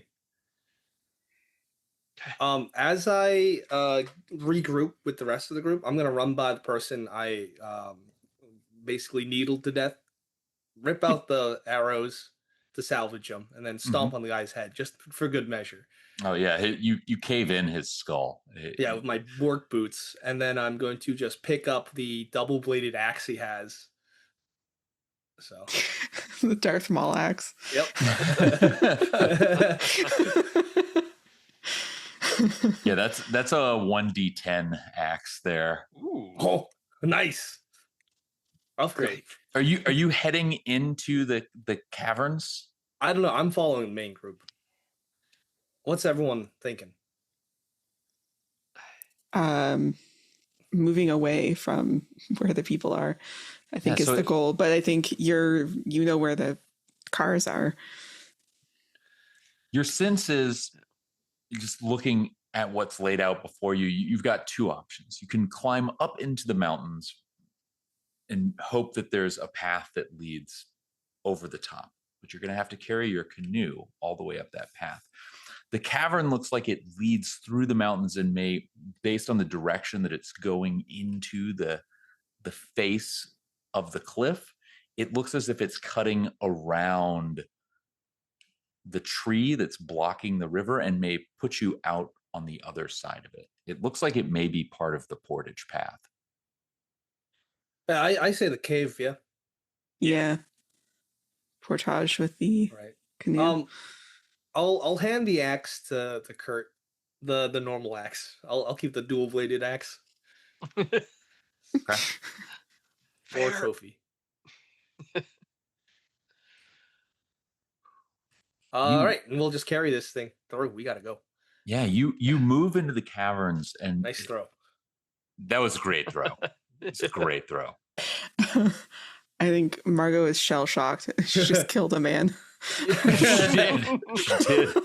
That was a Big day. Big 24 hours for Margot. Hey, you're adopted. Hey, you just killed your first person. She's seen so many dead bodies. Like a lot. Oh no, you're not just an observer. You're a creator of dead bodies. Yeah. Yeah. Directly involved. You move into these caverns, and it is like the further you get, it's so dark. You've got the torches and the flashlight, but it almost seems to absorb the light. There you can see as you move through these spaces, there are deep fissures in the wall and inky apertures that just create this almost maze-like sensation of tubes and pipes and rifts, as if this was formed long, long ago.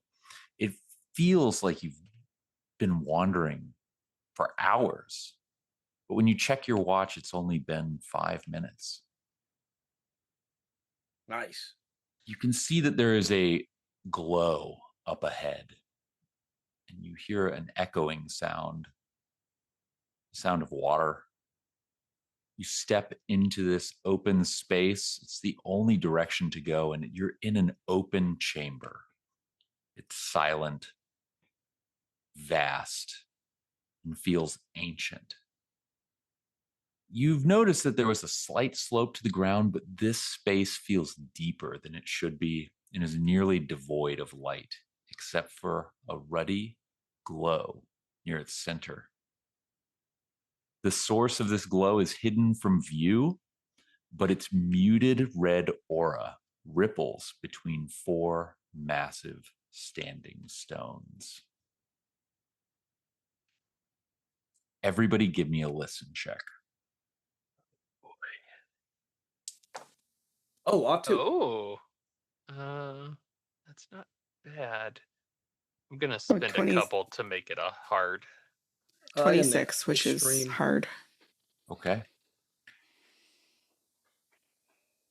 You step further into this room and you hear something. You hear a pulse. It's a beat, like the beat of a heart. But it's not your own. Yours is beating far too fast. This is a slow, thrumming beat. From that beat, you hear a whisper that echoes, and it's coming from the pulse of light that's at the center of the room. Ted, you got an extreme success. That's correct. You hear a voice. You hear a voice calling to you, What I wanted to hear. beckoning to you. It's a voice that you haven't heard in a decade. It says, "You're home." Suddenly you hear a man's voice call out, a young man, a familiar voice to all of you. And he says, "You're here. You came. You're home." Seems to be coming from the center of the chamber. And who does this sound like that I notice it's familiar? You know who this is. It's Perry. It's Perry. It can't be Perry. Perry died. Margot, you know this voice and you heard it more recently than the rest of them. You heard it on the lake calling to you, and it's calling to you once again. I'll go towards it. No. I'll put my hand on her shoulder. Let her go. Ted.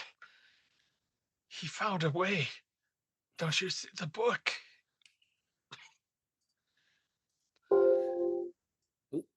Oh. Margot, What? did you walk away from Ted? I'll look towards him. Who is it? That voice belongs to my friend, but I know my friend is dead. I just want to see. I'll shake my head no. Is there an exit to this cave? This that we see on the other side of this chamber, or is it just Yeah. So as you take a look around this chamber, you can see that there is the entrance that you walked in. There is another passageway to the left, directly ahead, past the pool and the standing stones, and then another to your right. left it is? I think if you're like taking steps away, Kurt kind of raises his eyes. Ted, why do you keep saying Perry's dead? Why? He disappeared. He attacked me, and I had to kill him. You killed Perry? I had to defend myself back at Lake Crescent. He was gonna kill me. You saw what is in the book. I didn't see wanted what was it. in the book. You wanted it. Wanted what? You're speaking crazy, Kurt. Margot, go. I'm gonna Margot. go. Margot, you step closer to the pool and you smell a faint metallic scent that's pervading the air. You feel an aching cold come over you as you walk closer. You stand on the edge of a pool. The pool is glowing red, and deep within the pool, you look down and you see a broken, serrated, jagged crimson circle spinning inexorably below. It pulses in time. You continue to hear Perry's repeated calls in your head. Suddenly, the light in the pool flares blinding bright, and a torrent of glowing red bubbles come to the surface.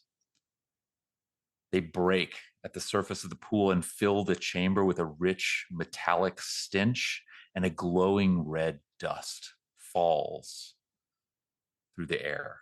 Everybody must now give me a sanity check, but there's a caveat to this sanity check. If you have spent 1 token, you need a hard success. If you had spent 2 tokens, you need it needs to be an extreme success. Okay. If you spend all of them, you automatically fail. Uh-oh. Well, haven't done All right, that. we're looking good. Let's see. We're good. No. So close, but no, it's not an extreme. Nope, mine neither, and I can't spend luck to get to it. Okay. Can you spend luck on sanity? You can. Oh, You no, can? you can't. No. Not even close then. I got 18, which is like... Oh, that's good. But no, it doesn't. It's not extreme. I'm sending a little something to Margot and Kurt. Oh, boy. They're going to cannibalize my body. How about that? At this moment, as this all happens, the room feels entirely different. Perry's voice is gone. It's been replaced with the sound of singing. It's coming from the corridor to your right. They're familiar words. Kurt's been humming or singing them since he found the book.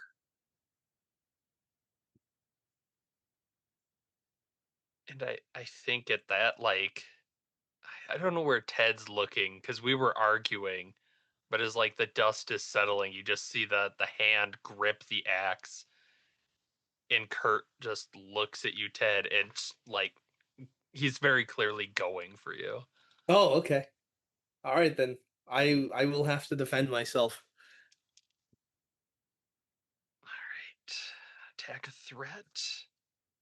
So are we going in dex order? Or... Yeah, what's the order you want for that? Yeah, so I would say we're going to start with the violent action from Kurt, and then we're going to move to dex order. Okay. Okay. I will attempt to dodge. Okay. God. All right. All right, I rolled the same on both. And what's that do? Okay, so a 24 is under 30. So a success. I got a 44. My dodge is 40. I can spend 4 to also get a success. Now the question is, do I make that hard? And you did notice on the card that you get a bonus die. I did. I rolled 24 on both of them. Okay. Oh, good God. What a monster. Yeah. Yeah, I think this is thematic as he's like going for it and just like I think if he splashes misses, the right, water. we can say that our blades lock. Let's... Ooh. Super masculine. Okay. Can't stop old daddy. What the hell's wrong with you, Kurt? Frothing at the mouth. Frothing at the chest. when this happens, Donnie, who's standing next to the two of you as you're arguing, he looks to both of you and he sees that Kurt is the first one to lash out. And he doesn't have he has no weapon. He just lunges at you and tries to grab your neck, Kurt. He's like, I told you guys that we need to relax. I brought you back into this world. I can take you out again. Yeah. Do you want to dodge or fight back, Kurt? I'm gonna go with fight back again. Yeah, I assume this is without now without the bonus. Oh no, you get the bonus. You're just okay. There's a chance then. No. Do I won't spend the luck. No, just failure. 39 over 30. It's okay. Donnie ragefully throws himself at you, but fails to reach you, and he kind of gets knocked aside as the axes are swinging between Kurt and Ted. Margot, what are you doing?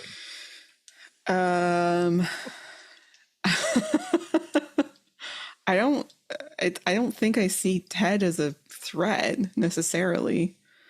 I guess it's hard I'm your to cool uncle. define what a threat is. It's Donnie, obviously. I mean, Fuck it. kind of feels like, I guess Donnie. Or Kurt. I don't know. I mean, One or way Kurt, you could I perceive guess. it is that Ted is the only one who's not under sway. That's one way to Right. look at it. So, but you can define threat But do I however know you that? want. No, it's up to you how you want to play it. How do you want to play it? We can be friends. I guess. He told you were adopted. And I told you that we're still family. That is true. Yeah. He's done nothing but defend me this whole time. This is also true. And what has Donnie tried to do? He gave you beer and drugs. He didn't give me drugs. I guess I would perceive threat as like somebody who's being aggressive. So I think like either Donnie or Kurt are being aggressive right now. Go for it. Do it. Kurt's pretty So, aggressive. Whoever's I'd say. closest. He's swinging axes. That's pretty Yeah. aggressive. All right. I actually don't have a weapon. I have like the knife that Ted Oh, gave you got me. the pocket knife. Nice. Yeah. Yeah, right in the neck. So what's my... Funny, bro. The 15-year-old girls. Oh my god. We got base. Do you get some kind of rage bonus? Or? Yeah. I did roll a 22. So, which is under 25 for fighting. Kurt, what's your So- response to being attacked by a 15-year-old girl? You get another can bonus die. It's an outnumbered, right? Yeah. Can I still You fight got- back against That's Margot true. as You're well? taking He's on. outnumbered. It's 3-on-1 right now. Everybody As hates he's Kurt. just starting to sing as you're like piling on him. As I went down to the river to pray. the axe is swinging. You're not my Yeah. daddy. I think he will fight back if he can. I'm not sure rules wise. Yeah, I think it's just like outnumbered is what? There's some kind of penalty die. Or some kind of bonus die to hit you. Oh, Margot. Oh, Margot. What does that mean? A 10 is a Uh-huh. hard success to fight back. Oh, unlucky. So how did you do? For the attack? Yeah. 22, which is just a regular success. All right, outnumbered. So what's Yeah, I was the... pulling it up myself. Characters Yeah. must have more than one attack, blah, blah, blah, blah, blah. Once character is either fought back or dodged, all subsequent melee attacks on them are made with one bonus die. So you get another bonus die, Margot. Mm, Yeah. Do it. not now, though. Next attack. No, you get one attack now. you rolled. Yeah, Because Donnie. Donnie was Subsequent. already attacked Yeah. by Donnie. Oh, I see. Okay. So you okay. could get a hard or better. That's the thing. I Now did. Oh, no! I got It's big. ought to. That's big. Wait, is that an extreme? Is that an impale with a knife? That is an impale. No way, dude. That's what 4 plus D4. A little pocket knife. I love this a lot. He's singing like the axe is gonna come up towards you, like it's very clearly about to take you out. So D4 plus 4, is that what you're saying? Roll good on Yeah. that D4. 2. Ted's pocket knife. That is exactly what you need. Oh no. Oh, the impale. You just like open his throat. My friend. My extremely old friend.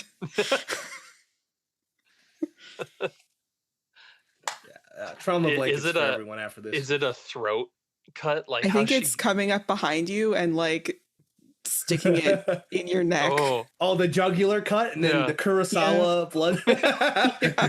Oh, Yeah. you also had an incremental increase in your damage bonus. So Oh Great. yeah. I I think Okay. as Kurt is like falling, he's just like looks up. You have to go home, Margot. Blood. Home's not here, Margot. Is Donnie a threat? Oh, Donnie's definitely a threat. Oh, he's a threat. Okay. Yeah. He sees what just happened, and I think If he's He going tur- after Margot, I gotta he protect turns to Margot. He just watched Great. Margot murder Kurt. Even though he wanted to Perfect. kill Kurt, she's definitely a threat. She stole the kill. Yeah, All right. Really rude. Do I get to act then? Because you do. I've Yeah, not it's acted yet. it's your move, Ted. Then I think I don't have the heart to just like off Donnie like that. We're friends. So uh club. Club is a bow can be used as a club, right? Sure, I absolutely. All right, then bam, one to the side of the right to the temple, automatic extreme success for me. I'll spend one of my points if I can. Yeah, do it. All right, it's an automatic extreme, so that's just 6 plus damage bonus, which is maximum. So that's 10 right there. Pow. Donnie goes down like a sack of bricks. Margot, we got to go home. And I'll I think I'm home. say you're home. As I you have to say stay. that, Margot, a parade of people Mm-hmm. comes down the corridor and steps out into the cavernous space. You see the woman who you met in the general store step Mhm. out. Next to her is a very tall man who you recognize, Ted, from the bar. She walks towards you and holds out her hand. My dear, I'll take her hand. I know it's you. My sweet The eyes. child. Look, if you're her parents, then she is home. This is old daddy's child, Ted. Would you like to stay with us? Stay with us, Ted. I'll have to decline. It is your choice. The child, she belongs with us. You cannot take her. Okay.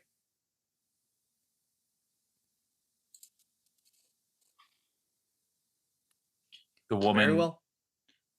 pours. The man reaches over and she hands him a mason jar, and she pours some of the moonshine from the jug that the man is holding into the mason jar. She passes it to Margot. Mhm. You may leave, Ted Brantley. Take your friend. I'll drag the bodies of the dead. No, actually, I guess I would only knock out Donnie, so I guess I'll take Donnie and the canoe. You load Donnie into the canoe. And then I'll push it out of the fucking cave. I'm getting the fuck out of here. I'm outnumbered. So slow. Just all this stuff taking place and just in the background, Ted inching this canoe forward. It's so awkward. It's like, is he gone yet? Yeah, no part of me. As you push the canoe out of the caverns, you hear them take up song again. I feel powerless, but I'm glad to get out. You find yourself walking, sliding the canoe down a hill, gently easing it into the river, and begin to paddle. As the sun begins to set, Donnie sits up and says, "Where'd everybody go?" There was a horrible accident. We lost Kurt and Margot. What happened? I'll Can't talk remember about it. anything. it was bad. I'll explain once we're out of here. You and Donnie paddle on into the night. You pull your canoe out of the river. You find the two cars positioned up on the riverbank. There's a third car parked out there. It's a police vehicle. There's a man standing, leaning up against the car, and he looks at you and says, "You Ted Brantley?" Yes,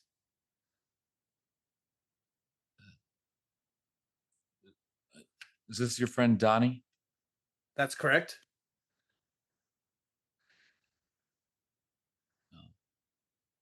Where's the rest of your party? You're There was a terrible accident. Quite Yes, I frankly, know. I know your wife sent us out here. they didn't make it.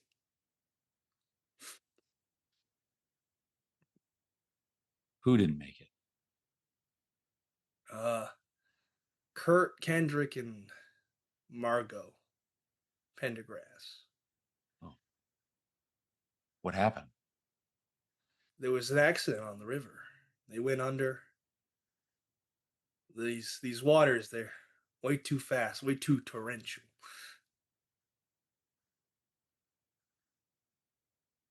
We all got swept away.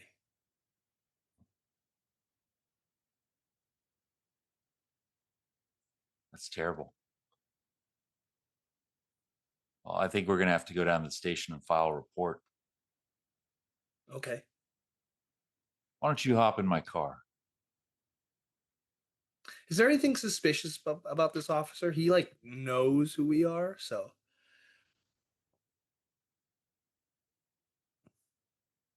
There is. okay. As he looks up at you, he spits on the ground. His irises are spiraling red. Nice.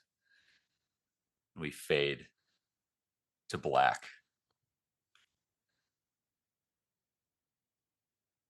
That Bravo. ends the tale of the Lost River.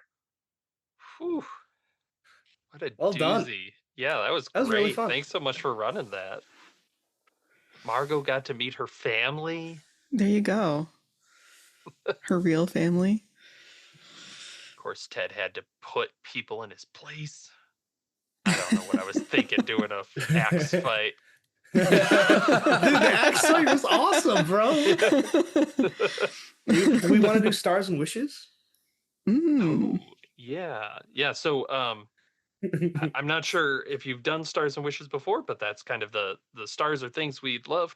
Wishes are things we'd like to see more of. Yeah, Alex, please. you I love it. Alex, I you love it. mentioned it. So, Okay. do you want to kick us off? Stars. I think just the great set piece with the canoe chase, like ambush, people firing down from the cliff. That was chaotic. That was pretty grindhousey. Really enjoyed the being hunted. That's just always so much fun. Great description of just like the trash, the dilapidated buildings. You could really feel the tension as everyone like stares at you at the bar, and you're not welcome. So, Yeah. Rob, thank you so much, Doc. Wishes. Yeah, I would say maybe being able to explore the other canoe paths, but yeah, what can you do? We can only go down one. Very nice. Thank Beth, you. you wanna grab Sure. one? Star for me, I think I really liked the pre-gens. I liked the character interactions. I thought that was really good and really cool. I always like a good pre-gen that's really robust and has connections to other characters and things like that. I wish it's related. I wish we would have seen more of the tokens for other players and things like that. Super I was cool really mechanic. curious about. Yeah. Yeah, I was really curious about other people's Yeah. thing. What did Donnie Also, have? like their backgrounds, like tying in backgrounds and things like that. I kind of was very curious about that, going deeper into that. But for a one shot, it's a bit difficult. But yeah, those are mine. Yeah, stars. These are great handouts. I know I struggled a little bit with just being on a computer with the resolution, but they're really nice. You'll have seen them throughout the video because I'll edit them in there, but they're very cool. And yeah, I'll second the character backgrounds, and not really knowing how that worked initially worked out really cool. Where it was like, oh, Mm-hmm. we can do something, and then it comes back later. That's awesome. Yeah, Plus, props to the oh, special mechanics. yeah. And also, Old Daddy is such a creepy thing to hear when you're walking around in this bar. Just Old Thank you. Daddy's around is like, no, I don't I'm like it. good. No, I'm no, good. thanks. Just I'm walk. good. You know what? We can drive home. That's fine. Yeah, my only wish would be that we had like gotten a glimpse at the goblin, like whatever was in the bassinet, whatever took a chunk out. Is like, I want to see what that little three-eyed thing is. But yeah, the visuals were very, very cool. Awesome. What about you, Doc? Oh, and you guys were fantastic. I had an amazing time. I've never run Great. it for 3 people. I've Mm. always had at least 4, and I wrote this as a con game. So I'm usually running it with a full complement of 6 people. So we've got Ted, Kurt, Donnie, Larry, and then there's a guide plus Margot. So it's a very full table, but everybody has a role. And to your point about the secrets, it makes it really fun when you have a full table and everybody's secrets kind of become revealed. Or we usually, if there's a large group, we'll do like a reveal for everyone. You guys played your secrets so well and revealed them as we played. So it was also cool to see that. I was super happy to see Margot go to the family. Not always does that get to happen. And my wishes, there were some things that we just didn't tap into because I'm always a little bit cautious about pacing with the group. So sometimes I'll just cut stuff. So I wish I'd been a little bit more daring and allowed us to pace it differently. Because there was an opportunity for you to track the child, the baby down into the woods, and then you can discover all the abandoned the baby's corpses that have been discarded there. Nice. There is it, and some of it is just written into the scenario where you can actually see one full form that if you attack Daisy, the woman, like that will unleash a baby. So no one's actually ever done that, but that's Attack a kind of pregnant woman. Yeah. It's Great. I mean, that's very Grindhouse, right? And so we kind of had those sort of baked in there. No one's ever taken the chainsaw. I really want somebody to take the chainsaw. Just thinking so funny. in that canoe fight, just pull up alongside him and saw their canoe in half. Saw the canoe in half. Yeah, no, you guys were fantastic. I really enjoyed it. I hope you didn't mind me bringing Donnie along just to sort of have a little bit of extra, so that we could also. I wanted to have his resurrection ability because it is written to be very deadly, so that to really encourage you guys to spin those rewards. Yeah, no, that was like the right amount, and then the timing of it seemed right. Of like, yeah, I'm dead near the end. That's great. Yeah, for sure. Awesome. All right, well, let's close it out with plugs then. Doc, you want to plug anything? Yeah, so I write scenarios for Miskatonic Repository. My gold bestseller Swamp Song available on Drive Through RPG, as well as this one, Delivers from Evil. It's Electrum, getting close to gold. I will be releasing a collaboration very soon. It's going to be a Dreamland scenario set at Miskatonic University. I'm co-writing that with Matt Doc Tracy. It's going to be really cool and a lot of fun. Some special dreaming mechanics built into that one. And I blog very rarely these days, but you can see what I've written over at prospopublishing.com.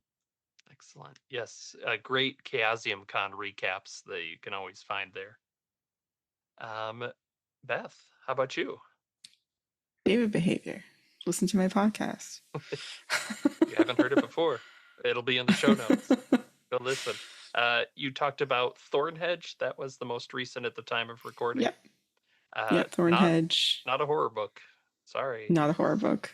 Not a horror book. I mean, the next one, No Gods, No Monsters, I would say arguably still, I guess, kind of horror. It's still horror. Okay. Branching Interesting out. book. Awesome. Yeah. Awesome. Love it.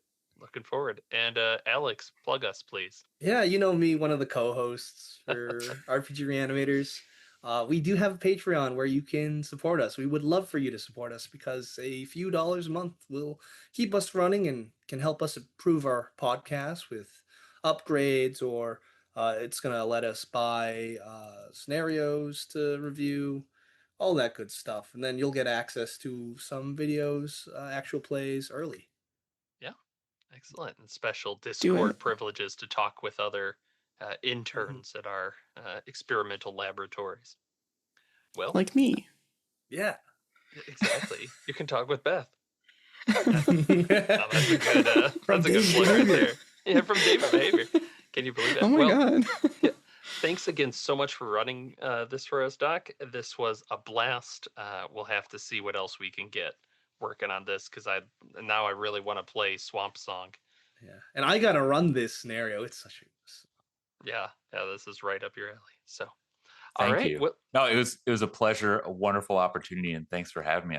Anytime you'd love to have, I'd love to come back and love to play with you guys again. It was a blast. Great. awesome. Well, Thanks a until lot. next time, thanks for Thanks so listening much. to RPG Reanimators. It's a live actual play. Bye. Thanks for listening. Be sure to check out the RPG Reanimators podcast for horror scenario reviews, interviews, gaming discussions, and more.